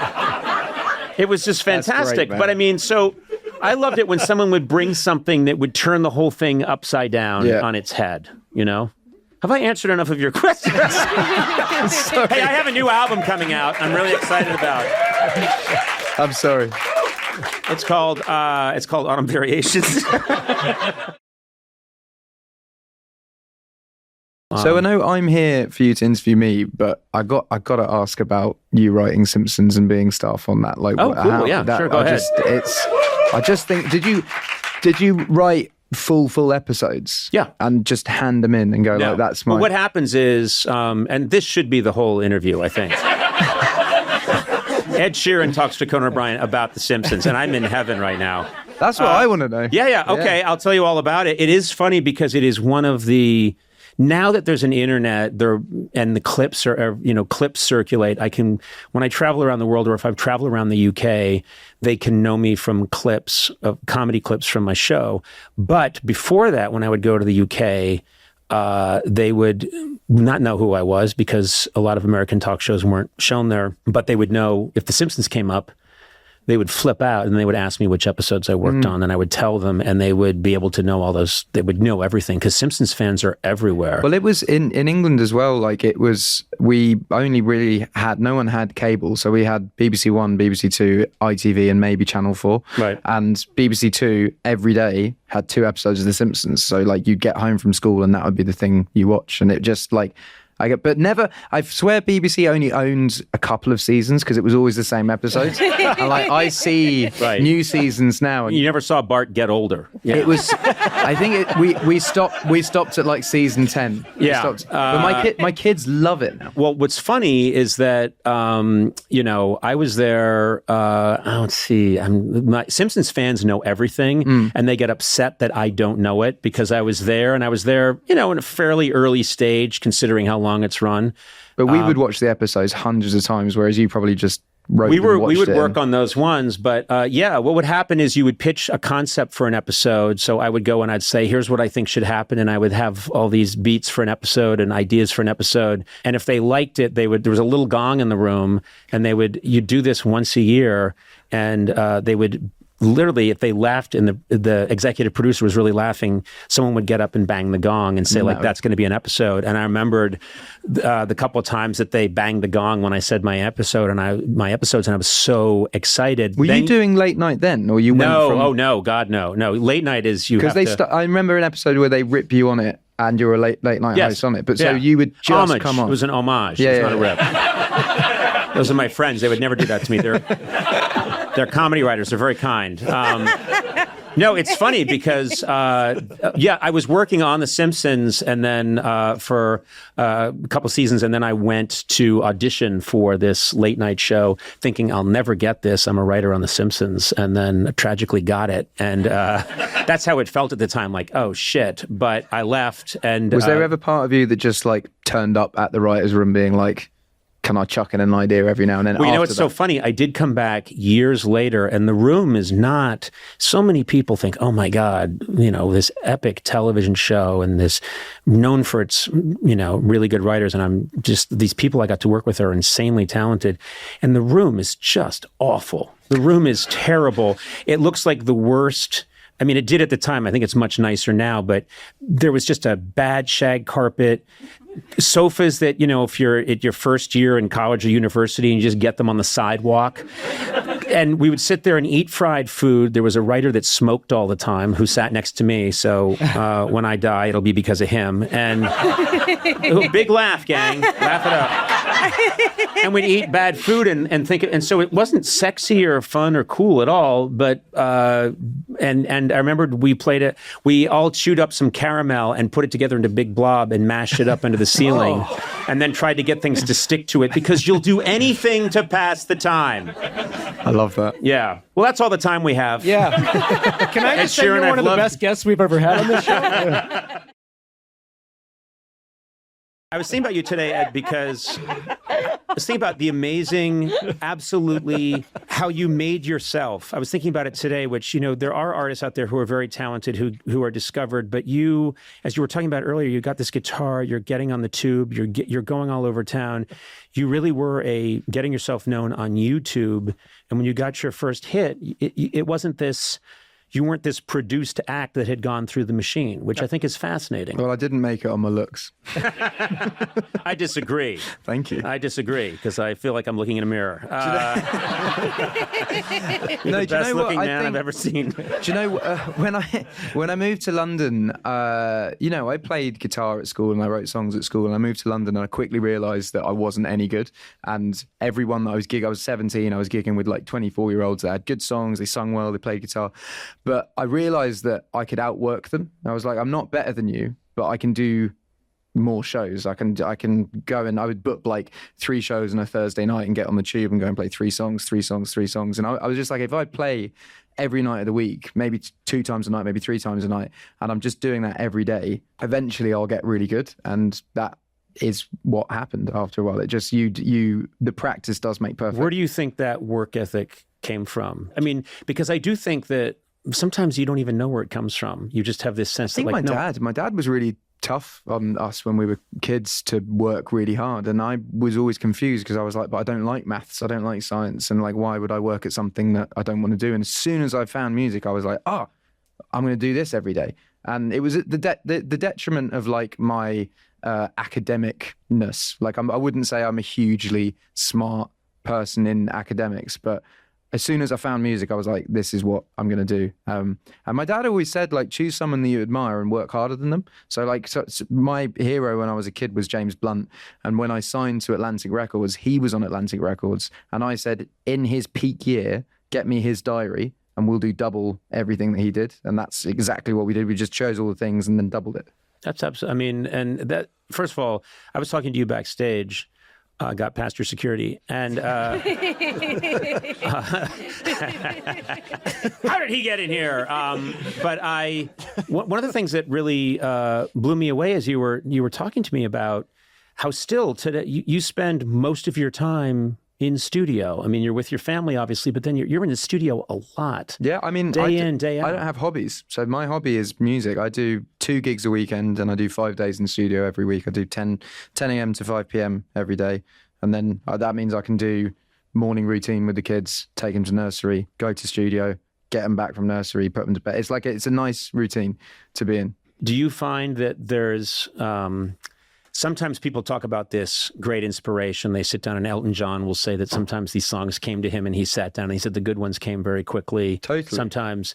You have to write a lot of shit ones to get the good ones though. Yes. I find that like my thing I always say, so I'm in every day in the studio and if I get 1 song a month that's good, I'm so happy because that's an album in a year. That's 12 songs in a year. So we would make, like today I've been in, we made 3 songs and like maybe one of them's good, but by the end of the week we'll have like maybe one that's good. But if I get 1 this month, I'm happy. There's an old saying that, or an old concept that when someone writes their great novel and it's their amazing novel, it means they have 9 ones in the drawer. Yeah, totally. And so usually their second novel isn't great because it was one of the ones in the drawer that they just handed to the publisher when they were then a big deal. That's what someone at my record label said to me when I put out my first record and I was like, I think I could put out my second quite quickly. And he's like, don't use the offshoots of album 1. Go back in and make an album. And it was great advice. So I treat every album as if it's like my debut. Mm-hmm. You're going in to make the thing that you're going to give to the world first, and then you work it as if it's your debut as well. This album's a little bit different though, because this was not that. It's very much something that I was saying it to you in the dressing room. It sort of happened by accident. It was very much because you came out with an album quite recently, and then you follow it up with this album.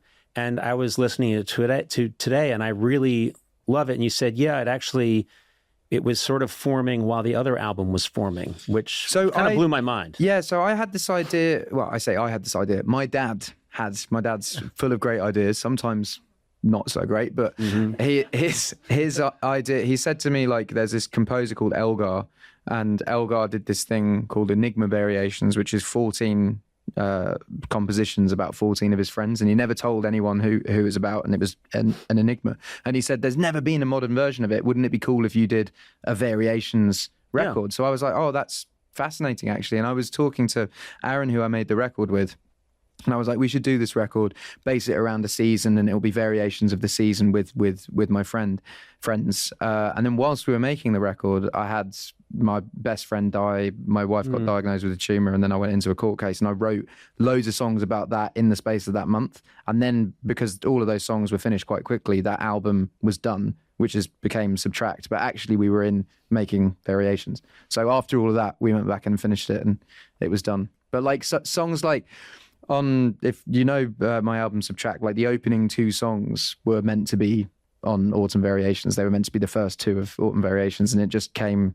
The 2 sonics are very different. One's quite a sad album, and one's quite a sort of hopeful, joyous fall album. And you think of Autumn Variations as being more hopeful? I think so. There's a lot more, like, Subtract is pretty much all just doom and gloom and depression and, being sad. Well, you were going through a lot of very intense stuff. There wasn't much happy moments. But yeah, it's about my friends. So it's my friends like falling in love in September, or like breaking up in September, or being depressed in September, or no one turning up to their birthday party because they're having a sober September. Like it's different. It's about... it's all about September. Well, no, because the thing is, like, I find it weird talking to Americans about. I mean, you call it fall, but like England, September's great everywhere, but England is shit in November. Like autumn in England is not fun. Whereas you guys, it's all fall and it's apple juice and everyone's having a great time. And it's very dark. Not here in Los Angeles. Los Angeles, it's just a different kind of fire. You've got 0 seasons. So I think, it gets very, days are really short, gets very dark, very cold, very lonely. And that's kind of what was the inspiration of the record, that after a month of, 3 months of summer where you're having all the fun with all the friends and you're going to festivals and you're going out and you're in pub gardens, like it suddenly changes very quickly in England, which is sort of the inspiration of the record. But it's all like, it's weird, the changes that happened in people's lives. Like I would have people like having babies and suddenly their life is completely shifted, or getting into a new relationship and it's completely shifted. And it's interesting that after summer, there is a switch in people's heads that goes, right, back to work, back to school, back. Yep. It's a different feeling. Well, it's funny because we're all on that schedule when we're kids. And then, of course, it changes because you got to work through the summer, you got to work into the fall. But I still feel that way. I still feel like, well, time to get back at it, even though nothing really changed. It's the same in the 2 times that it happens in the year, September and January. Those are the 2 where you're like, right, okay. So I was listening to Autumn Variations today, and there was a song you wrote about England, and you talk about how how much you love England, but we get a bad reputation because of the weather. And what's so interesting to me is that, and you talk about how you actually like that weather. I think because of my genetic Boston, but also 100% Irish and everything, I love it when it's rainy and foggy and everyone else is bitching. It's a weird one. I love it. I'm just so happy. I would choose, genuinely, I would choose the English coastline any time of the year over any other coastline in the world, even if it's like pissing it down with rain. And it's like, I love swimming in the English Sea as well. It's just cold. It's like aggressive. That's just stupid. No, come on. Really, the English Sea? I mean, it's got to be. Well, actually, no. You're in the Gulf Stream, so it's not freezing. No, it's cold. It's cold. Yeah. I try to give you an out there. I have a music. So my whole last record I made, but that song in England I wrote by the sea, and I made Subtract by the sea. So I was like, I'm going to shoot all the videos. And the director had this idea of like, you should be in the sea, and the waves should just be like battering you down. And I was like, cool. And she was like, we could shoot it in Los Angeles, And I was like, no, I'll do it in England. And we shot it in December. And oh God, I definitely I lost a couple of inches for a couple of days. You know what I mean? I know exactly what you're talking about, Ed. At least yours came back. They're still looking for mine. You know what amazed me? You're obviously you're a very young man, especially contrasted with myself, and yet so many musical influences are these people that Eric Clapton, was a huge influence on you. And I think, well, you're very young to be influenced by Eric Clapton, but of course he's timeless. The way the Beatles are timeless, the way... I just had my dad's record collection. It's very like cliched of like, that's what I listened to. But it wasn't until like, you know, Christmases where maybe an aunt sends you £10 and then you can go out and buy the CD that you want to get. But I was very much like, I only listened to my dad's record collection because that's what we had in the house. So I guess I was like 10 or 11 when I started forming my own tastes. But yeah, my dad has some great records, and they're still like some of my, like Moondance Van Morrison, I think is like a perfect album for any time. Yes. Like any time you put that on, it could be like the end of the night, it could be the start of the night, it could be like dinner. Like it's a perfect album. Did you say your dad is he from Belfast? No, so my dad's dad is from Belfast and my dad's mom's from Wexford. Van Morrison's from Northern Ireland, and so I just think you never know where some things are coming to you or why things appeal to you. He doorstepped me at my hotel. Like it was like I in like 2014. I just made Thinking Out Loud, and it had become a hit. And I remember my gran had actually come to the gig, and we had a lot of whiskey afterwards, as you do. And I'd gone to bed at like 4 o'clock in the morning, and I remember getting this phone call at like 6. I was like really bleary-eyed, just like, what? And the person at the front desk is just like, Van Morrison's here, he wants to have breakfast with you. And I was like, oh, no, he's not. And like, I thought someone was taking the piss, so I hung up, and then they rung back and they're like, no, he's actually downstairs, he wants to have breakfast with you. And I was like, oh, cool. Showered really quickly, went down, and yeah, just essentially had breakfast with him. It was really surreal because I was still drunk. It was like 7 o'clock in the morning. And I was just like, is this? But he's really sweet. I've got to sort of like meet him a couple of times since then, but it was like such a nice thing. He's like one of my heroes, and people always say don't meet your heroes, and it was such a like not that thing. It was just sitting down. He was really interested in Spotify, wants to talk about that, and you were explaining it to him. Well, then you explained how VCRs worked. It was relatively new at this point. All I knew is that on my first album, I remember, because no one really put their records on Spotify to begin with, because I didn't really know what is this? Yeah. How does it work? And I was like, I want everyone to have my music. And I just remember never selling a record in Sweden. And it was always like, this record sold in Sweden was 0. And then I'd go there and I'd play the biggest gigs of my European tour. And I'm like, this is fucking weird, the like correlation. Like, have I sold no records here, but the most people want to come and see the songs? And it's because Spotify was so accessible. I see. Okay. You know, it was... And I think that's what's good about music now. And it's more difficult to break through with new songs because there's 100,000 new songs released every day. But like the quality will inevitably go up because, you know, like back when I was a teenager and buying albums, and I think this is why piracy became a thing, is I think record labels took the piss. They had like one great song that they'd put on an album with a bunch of filler, and they'd sell it to you for $22 or £22, and you'd buy it and be like, I feel ripped off here, and you'd be like, I wish I could just download that one song that I liked. And I think that's why they basically pushed it too far and ripped off people too much. Right. I'm curious, you mentioned don't meet your heroes. I was shocked you came. Oh my God. Sona, please. Oh God. But Ed. He is funny. Ed. He is funny. The point is, Ed, who are other people that you met that obviously, I mean, you have achieved this incredible success, this insane success. You get to meet whoever you want now. In the music world, were there people where you thought, I mean, have you checked off every box? You must have checked off every box by now. My rule was always, I'm never going to seek out someone to meet them. I'm going to wait until they want to meet me. I remember doing SNL, not even doing SNL. I'd made my album with Rick Rubin, and Rick was also making Eminem's album at the time. And Rick was like, I want to do SNL with Eminem. You want to come down? And I was like, yeah, I'd love to.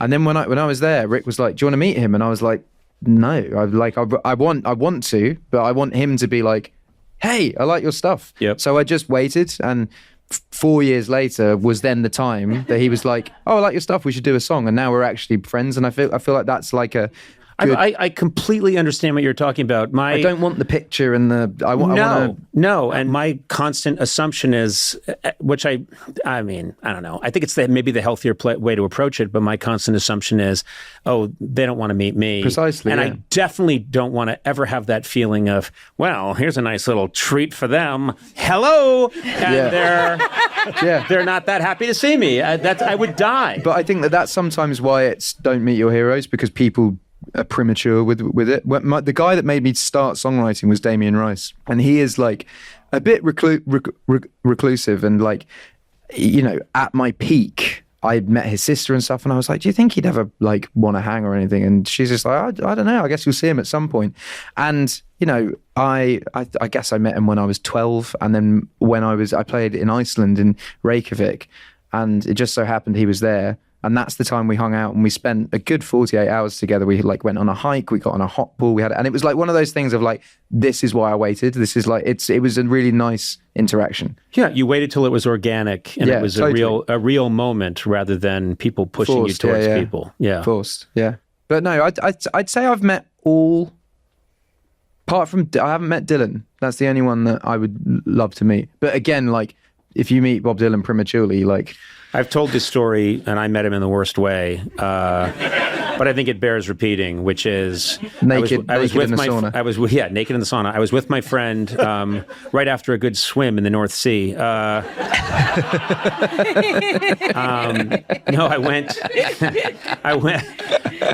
went to see Dylan play, and of course I'm with my good friend Jimmy Vivino, who's an amazing guitar player and my band leader for a long time, and he. Of course, the next thing I knew, we were backstage, and I've been doing the show for a bunch of years at that point, and suddenly I find myself in this room, and I wasn't prepared, and there was just this sort of people moved around, and then I was just kind of pushed forward, and I'm standing. Bob Dylan's right where you are, and I'm right where I am, and he is that phase where he has the tiny little drawn-on mustache, and like the gunslinger flat hat, and he's looking at me, and he's got that little mustache, and he went, "Hey, I know you from the TV." And I thought, okay, well, at least I'm in now, and I can start talking to Bob Dylan. And I swear to God, this happened just as I'm about to, say, Bob. I hear, Conan, hey, how's it going? And I look over, and it's former Vice President Al Gore. And he's like, come here, let's talk about the environment. And yeah, Al Gore's cool and everything, that's fine. But Bob Dylan? And then I turned around and Bob Dylan was like, gotta go, and ran away. And I was cock-blocked by the Vice President of the United States. And I never saw Bob Dylan again. Wow. And that just rings in my head. I know you from the TV. and then that's it. I think that's it. That's it. That's all I'm going to get. I had it with, I was at the GQ Awards, and Tarantino was there. Mm-hmm. And my manager's wife was like, you got to say hi. And I was like, no, honestly, I don't want to meet him unless he wants to meet. She's like, you have to. I was like, no, I really don't. And then the more and more we drunk, later on in the night, she just goes up to him and she's just like, Eddie really wants to meet you. And I'm like, oh no. And same thing, just like, hey man, yeah, great, like your films, thanks. Yeah. I say about the people, that yes, you know Elton John and Clapton, but you also, Beyonce and Jay-Z, you've hung out with them. You've broken bread with them, yes? You've had food with them. Yeah, well, I kind of like, I got to know them through, really weirdly, actually. It was, I played, do you know what Jules Holland is? It's like, yes, yeah. I played Jules Holland's Hootenanny, which is like the New Year's Eve show. And you play a cover. And they said, what cover do you want to do? And I said, well, I do Stevie Wonder's Master Blaster, because I love the tune. And 2 months later was the Grammys. And the guy that was running the Grammys music, Ken Ehrlich, was like, we're going to do this Stevie Wonder tribute concert for Stevie. He's going to be in the audience. It's going to be with his band. Greg Fillingane's is going to be in it. We've got all these people playing. Do you want to play? And I was like, yeah. And he's like, what do you want to play? And I went, well, I'll play Master Blaster. I literally just played it. And he was like, great. And then like 2 days later, he rang up and went, Beyonce wants to do Master Blaster. And I was like, that's totally fine. I'll do I Was Made to Love Her. And then he rung back and was like, would you sing it with Beyonce? And I was like, yeah. And then you have a different life than I do.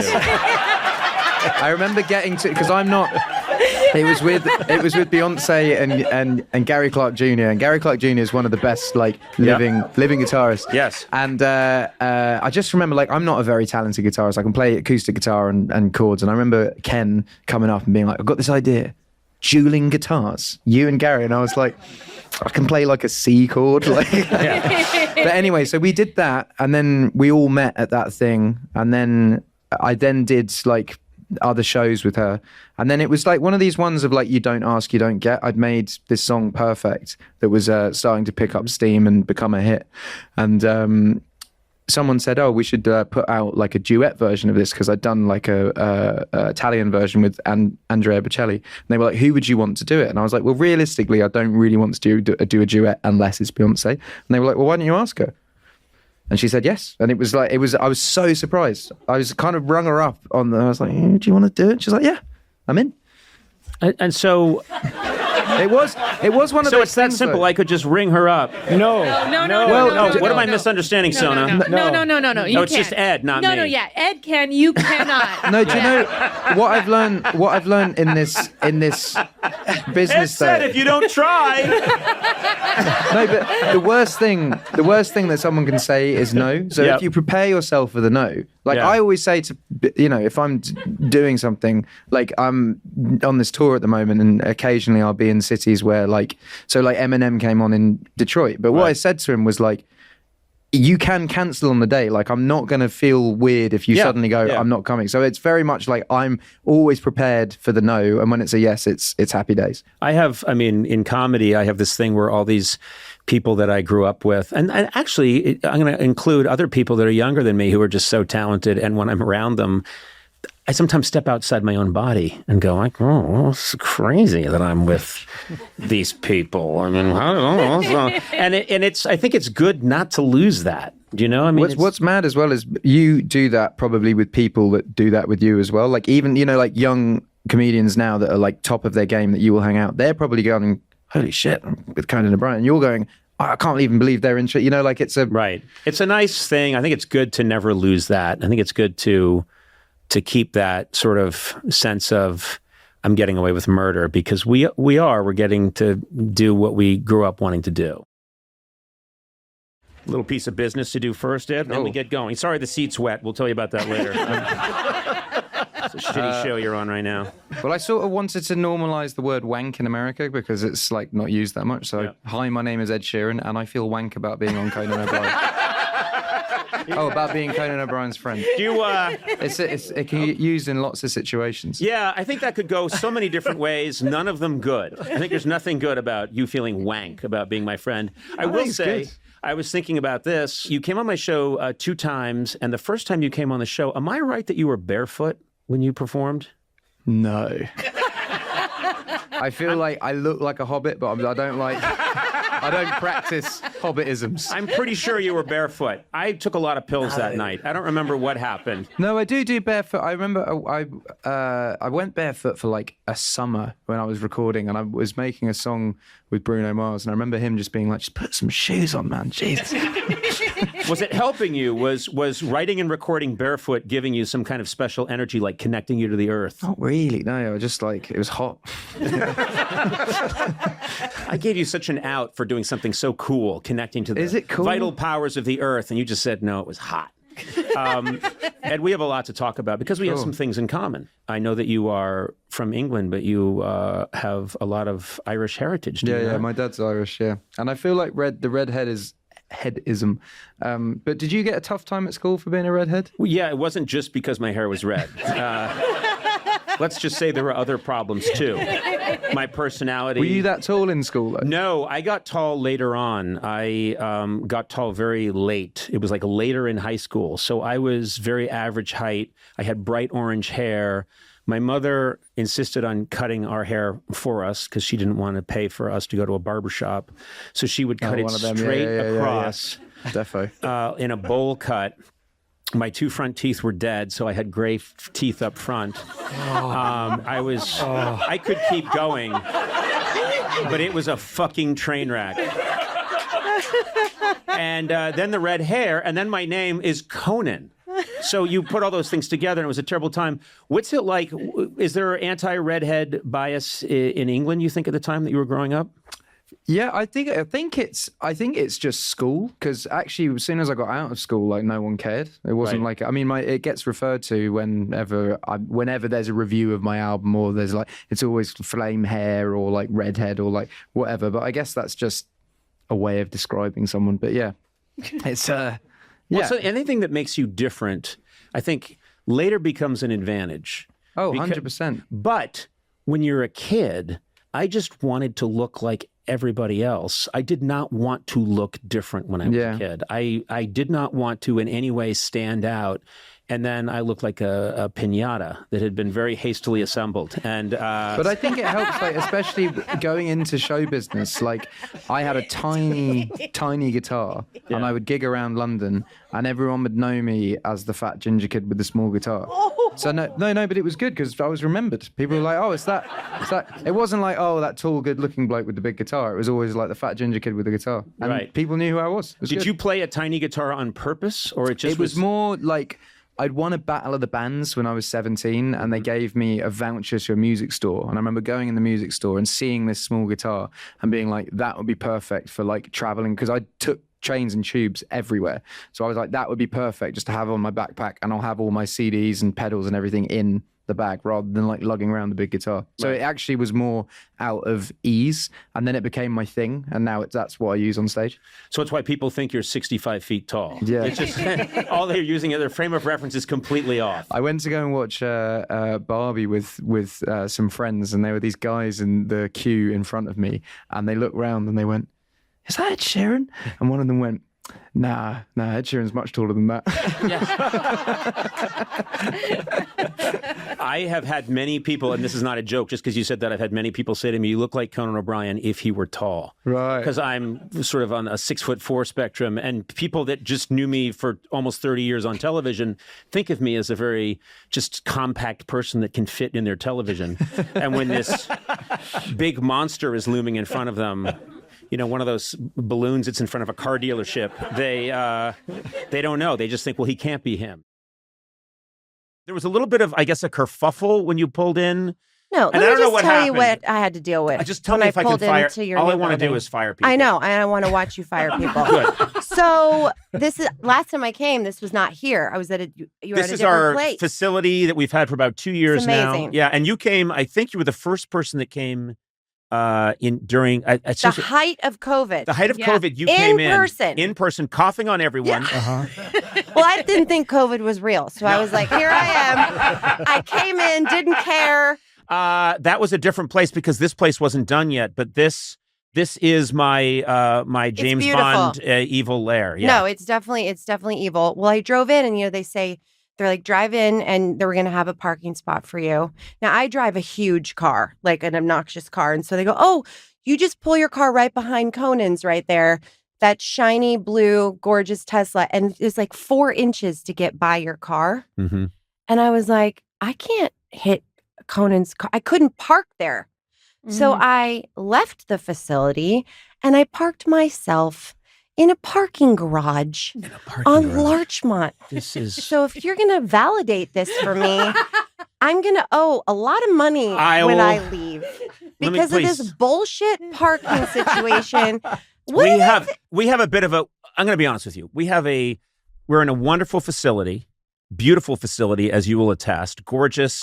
And we do editing here for this TV show I'm doing for HBO Max, and we can do podcasts here. We make our own honey, and we make ale here. We run medieval fairs out of this place. Yeah. So there's a birthing center. There's a birthing center. I wish I would have known that. And I'm a doula. Yeah. Wow. And well, I mean, I say I am. I don't really know what's going on. You'd be the worst doula. I'm the worst doula. I'm like, what's happening? This is disgusting.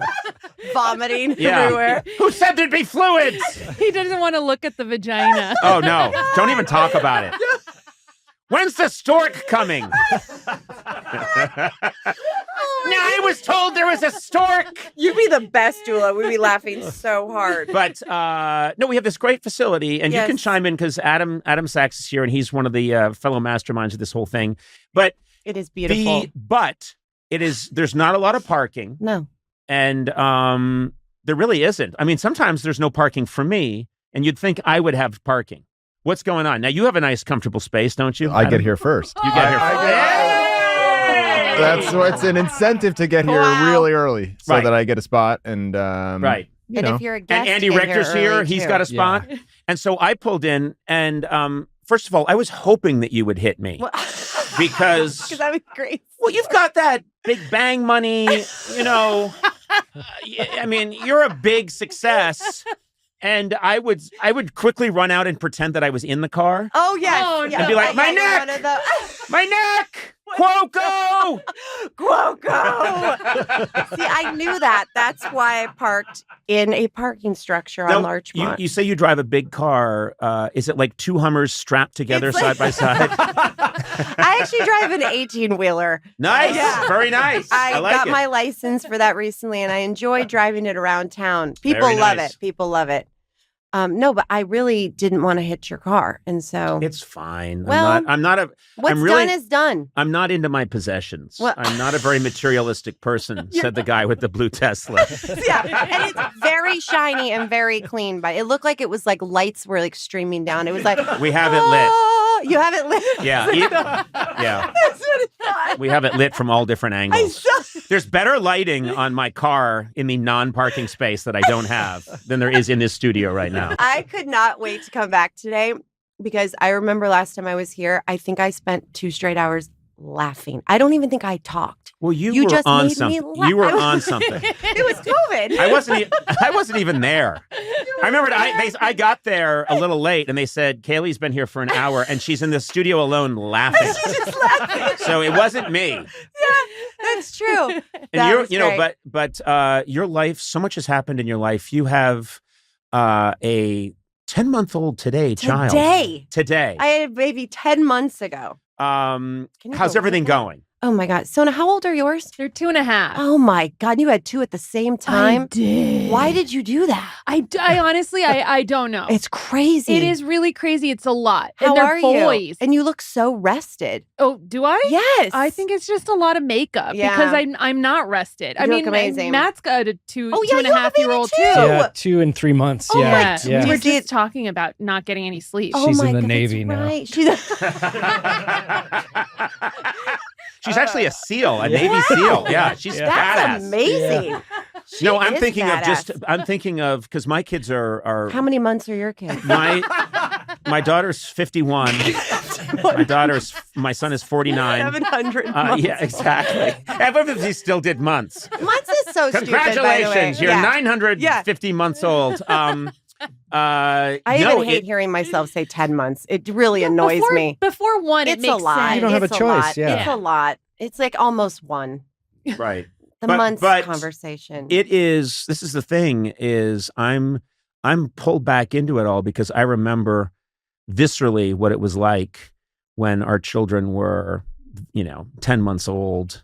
And then it's funny, it starts to drift away and go away. I think this is very, very sexist, but if you're the guy, I kind of start to forget. And I'll say to my wife, isn't it funny? She was like, I don't forget any of it. What do you mean you forget? Of course you forget. You ran off and did a talk show every day, asshole. Seen you sit. Yeah, exactly. And I'd say, I had a kind of a rough time today with George Clooney. Yeah, exactly. Yeah. He kept talking about a prank, and I couldn't get him to come to the point.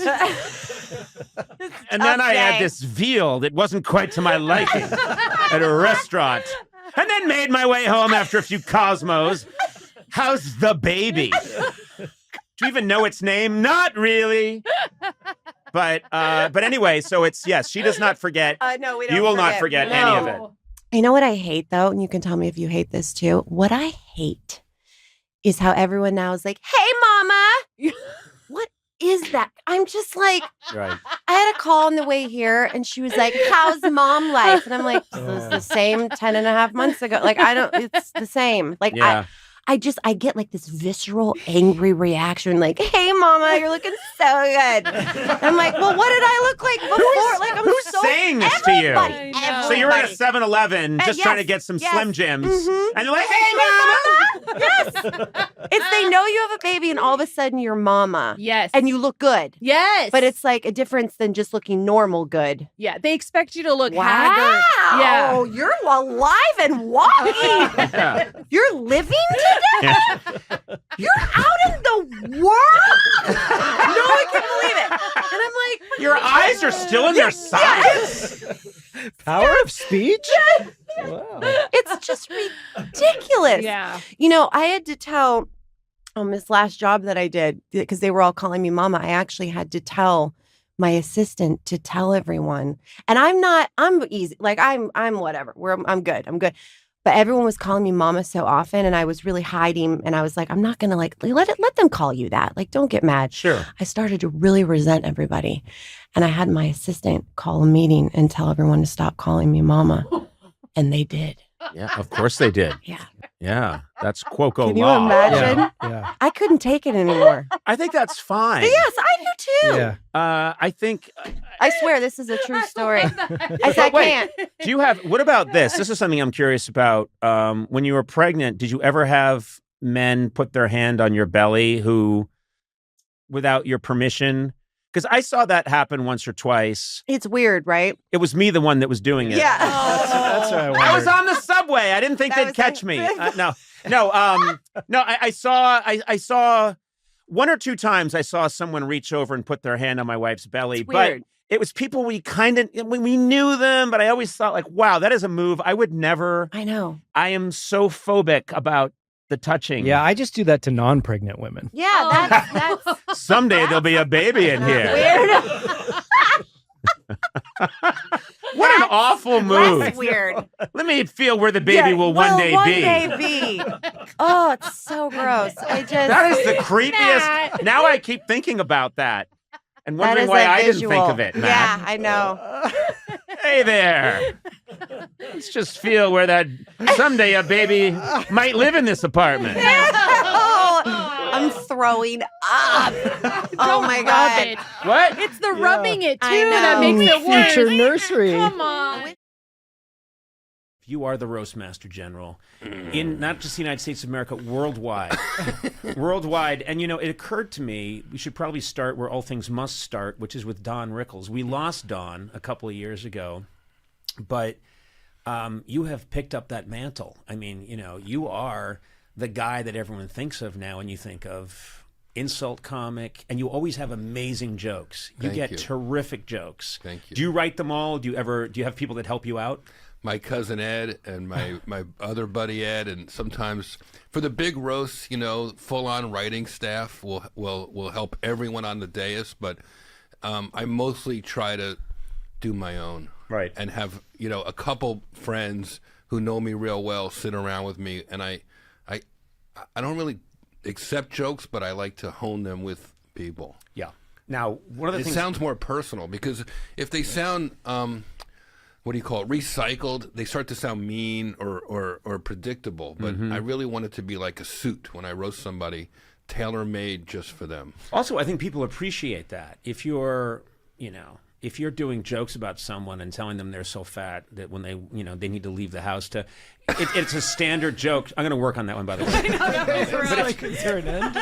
Oh, trust me. Oh, no, it's going places, that joke. What Jeff will tell you is that you start with that, and then you work on it. But you... thank you for that nice compliment off the bat about Don. He really was what do they call it? The Sultan of Insultin. And yes. He did teach me a lot. So I appreciate that. There was a few years there where if you were a big shot having a 50th birthday or a 40th, a big birthday, you'd have to have me and Don, That's great. And he would inevitably go on after me and I'd always write the jokes, and I'd always have papers of jokes. Yeah. And like John Stamos asked me and Don Rickles to roast him for his 50th at this fancy hotel and tuxedos and the whole thing. And I come in with pages of stuff. John Stamos is so good looking, his birthday candles blew themselves. And I really prepared, and John asked me to prepare. And then Rickles goes on after me and just makes fun of me for preparing. Yes. Well, this is what I wanted to bring up. The way in which you're different from Rickles. Now, I'll start with the day I had an experience about 15 years ago. My wife and I are on a flight cross country. We get on the plane. I'm putting my stuff in the overhead compartment, and I start to hear someone say, Jesus Christ, they'll let any guy on this plane. And I'm like, I'm sort of hearing it and I'm thinking, what? And then he's like, man, goddamn, fucking Irish. Will they let the Irish on the plane? This far up, you think the Irish should be further back? And I start to get a little like, I'm tired and I'm frustrated, so I get irritated and I turn around. Don Rickles is sitting right behind Liza and I, and he's sitting there, and I swear the definition of being happy as a pig in shit was my wife and I both, I don't think I strapped in the whole flight, where both of our heads are peeking over behind us, and the whole flight, he's going after me, and then he's going after, what are your plans? We told him, he went after our plans. Then he starts going after Newhart, who he was best friends with, who he knew that I knew. Yeah. And just on and on and on, and that flight felt like it was 20 seconds long. But here's what I've always thought about. It's interesting because I, for lack of anything better to do, I think about comedy a lot. And I was thinking about you this morning. You are someone who, and I give you a lot of credit for this. I'm a big believer in preparation. I think you prepare very, very, very well. I think you take these things really seriously, and your jokes are very crafted. I'm going to say that. And I love Don. Don had a different technique. Mm-hmm. He was a nerve comic in a lot of ways. He wouldn't, there were so many times I saw him. If you saw him like on a D. Martin roast, yes, he had material, but so often he would just go by the seat of his pants. Mm-hmm. And it wasn't so much crafted, intricate insults. Do you know what I mean? It was a full-on bear attack in the moment. And if you went back and looked at the transcript, you'd say, some of this doesn't make any sense. You look at this guy over here, and he would come on my show and do stuff, and every now and then one of my favorite things that he used to say was, you'd say something, be like, oh, good for you, smart guy. What do you want, a cookie? And I just thought, and I think I just laughed because he said cookie. Right. What do you want, a cookie?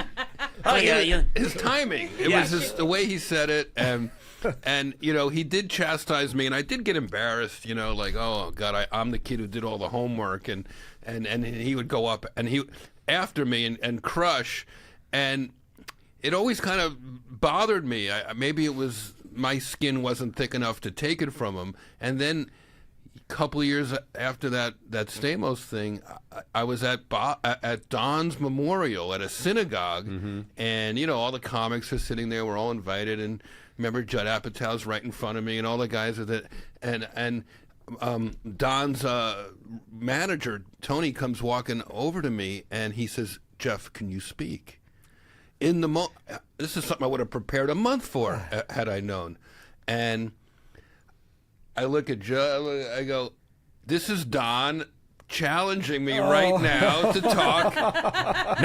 No papers, kid. And I did it. I just stood up and I took the mic and handled my business for 5 minutes, and it was funny and it was sweet. And I remember being like, freaking Don taught me. All these different roles that you've played, I've always thought, and I could be wrong, that the Oceans franchise seems like it might have been the most fun, because it felt like, well, that's a fun group of people to be around. And mostly. Let's get into it. Yay. Yeah, let's dig in a little bit. It's got to be Carl Reiner. Yeah.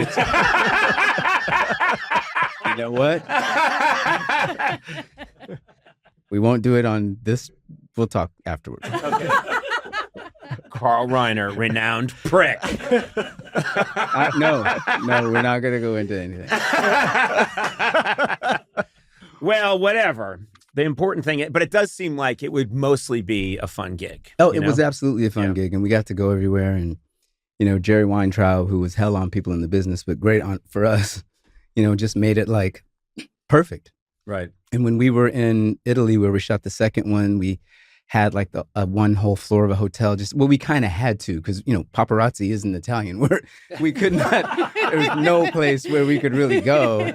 So they're like, you guys live right here. That's it. And our families came, and it was great. Like, and if we ever did get, the paparazzi would come, I'd be with George or Matt or something. And we'd go, look, there's Brad. And we just all, is that Brad? It's a different Brad. Yeah. There's different levels. And it's cool to have seen all of the different levels, and you know what I mean? Because I can still pretty much just go around, you know what I mean? I don't really get bothered that much. Somebody will say something or I'll know somebody recognizes me. But for the most part, I just am low key and people just let me live my thing. I don't think Brad can be, you know what I mean? It's like he can't go anywhere. And I don't think I would want that. I think I would, you know, it's like, it's hard and people feel like, and I know you've probably heard it before, people are like, well, what did you expect? Like, that's what they think it's the contract. Like, I should get to walk up to you and like put my hat on your head and go take a picture. Like, what's wrong? I paid for this. It's like, well, no, I did that thing and you paid for that thing. And then we shook hands and that. Right. And now I'm just a person out here too, you know? So it's tricky and look, these are high class problems and it's like, don't complain over this stuff. If nobody came out, nobody would be seeing your things. Nobody would, you know, if you didn't have fans, nobody's coming. But it is an interesting sort of a thing. I think what you're talking about, I think what you're talking about is this whole other, you know, I get, hey, Conan, cool, hi, you know, or Conan, not a fan, karate chop, but I get some version of that and it's very friendly and they know me as me.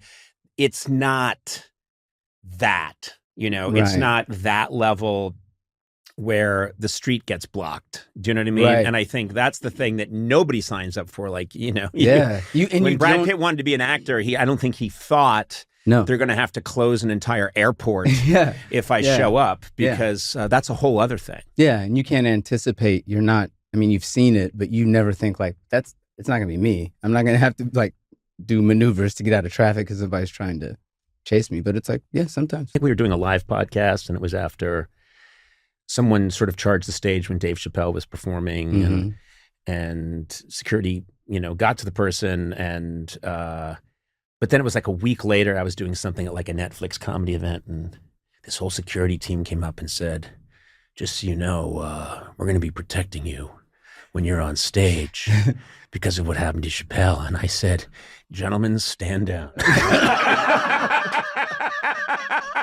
That is not going to be a problem. We are good. I am no Dave Chappelle, and I don't inspire that kind of fanaticism. Yeah, we're fine. Yeah, someone might throw like a book of poems on stage. For me to read, but that's about, you know, it'll be a small paperback that will bounce off my head. It'll be fine. Hilarious. What's nice is you're such a great shapeshifter as an actor that you're able to inhabit all these different roles. Your career doesn't fit any standard pattern in this fantastic way. You know, Tell my agent it's fantastic. It's like, why don't you pick something? Maybe I can sell your ass now. Who is he? He's this, he's that, he's that. Jesus. Yeah, I'm kind of with your agent now. I wouldn't sign you. I think you must be a nightmare, but I am. I'm a problem. I'm a big problem. So I've heard you mention this, and I find it fascinating because everybody, we all look at different people and make assumptions. And so I would look at you and say, well, Don Cheadle would have no anxieties about his next job because who's worked more steadily in more different ways, and not just as an actor, but producer and more consistently and is respected and check all the boxes. But that is not the case. That's not how you feel. I don't know if any actor, I mean, of course, there's certain people who have piles of scripts that come in and they're always like, which one of these do I want to do?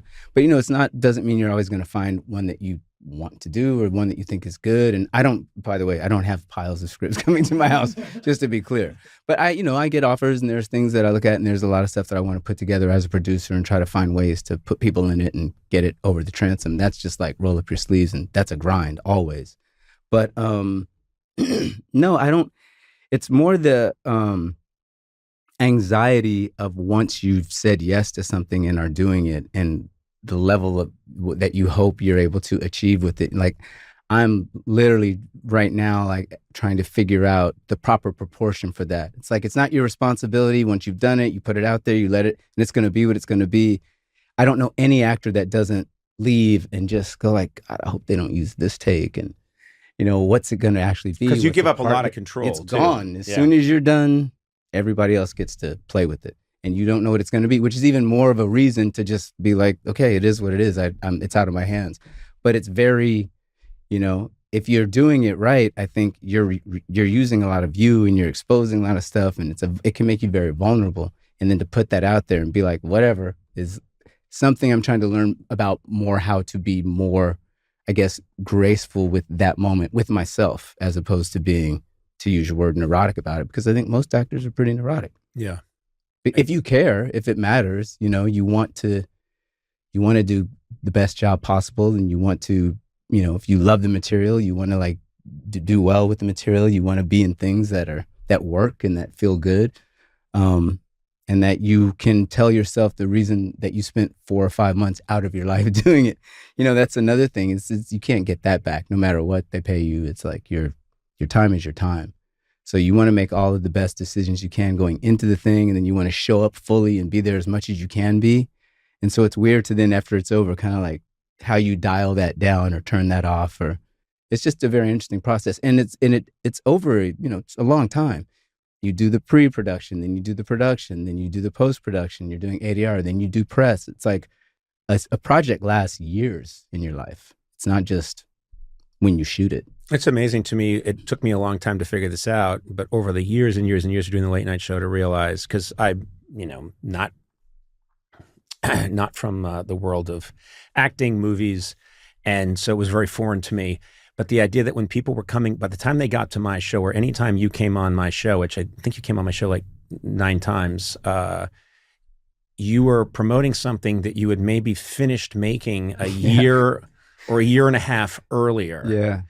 And then you had had to get yourself into the mindset of, yes, I'm here to talk to you about this. Right. And that is so foreign to me, because everything, this world particularly, but even the late night world, everything was, we think about it at 3:00 in the afternoon. Right. We tape it at 5:30. Yeah. The immediacy. They like it. They hate it. People that night like it or hate it. Someone on the street, maybe the next day, but you're already on to the next thing. Right. And so, that was news to me. Yeah. There's kind of a marathon quality to it. Yeah. Like you said, all these steps, and you've got to be totally invested each time one of them comes up, but then you move on to the next project. Right. And then by the time the podcast or the talk show rolls around. It's like, that was 6 months ago. Yeah. That's far away. I mean, Fight Night, the one that's coming out in September, that's not that far away. We wrapped it in, I wrapped in June. Mm-hmm. But yeah, very often it's 6 months, 9 months, a year.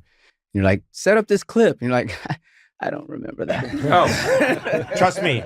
I was out there so many times right. at the 10,000, late night shows I did. I was out there so many times where I'd say like, so tell me what we're going to see. And they go like, well, and I could see it in their eyes. And then I'd say, you go to a camel store. And they're like, right. Right. Yes, camel store. Oh, don't tell me. And then. Suddenly it became a game show where I'm telling them what their clip was. And ding, ding, ding, ding, ding, ding, ding. Right. You get a new car. A camel store. Yeah. Yeah. Huh. Yeah. You didn't see that movie? They No. sell camels? That was a movie. Yeah. Okay. That you're very proud of, by the way. Absolutely. And I came up with the twist. That's in where the I know plot. you're from. The camel movie. Yes. Camel store. Camel store. Yeah. You probably sussed me out as a real camel guy. Look, there was one ticket sold, and it looked like it was to you. A geek bought a ticket. That's the good news. Hey. No, not that kind of geek. Yeah, the good kind of geek. The good kind of geek.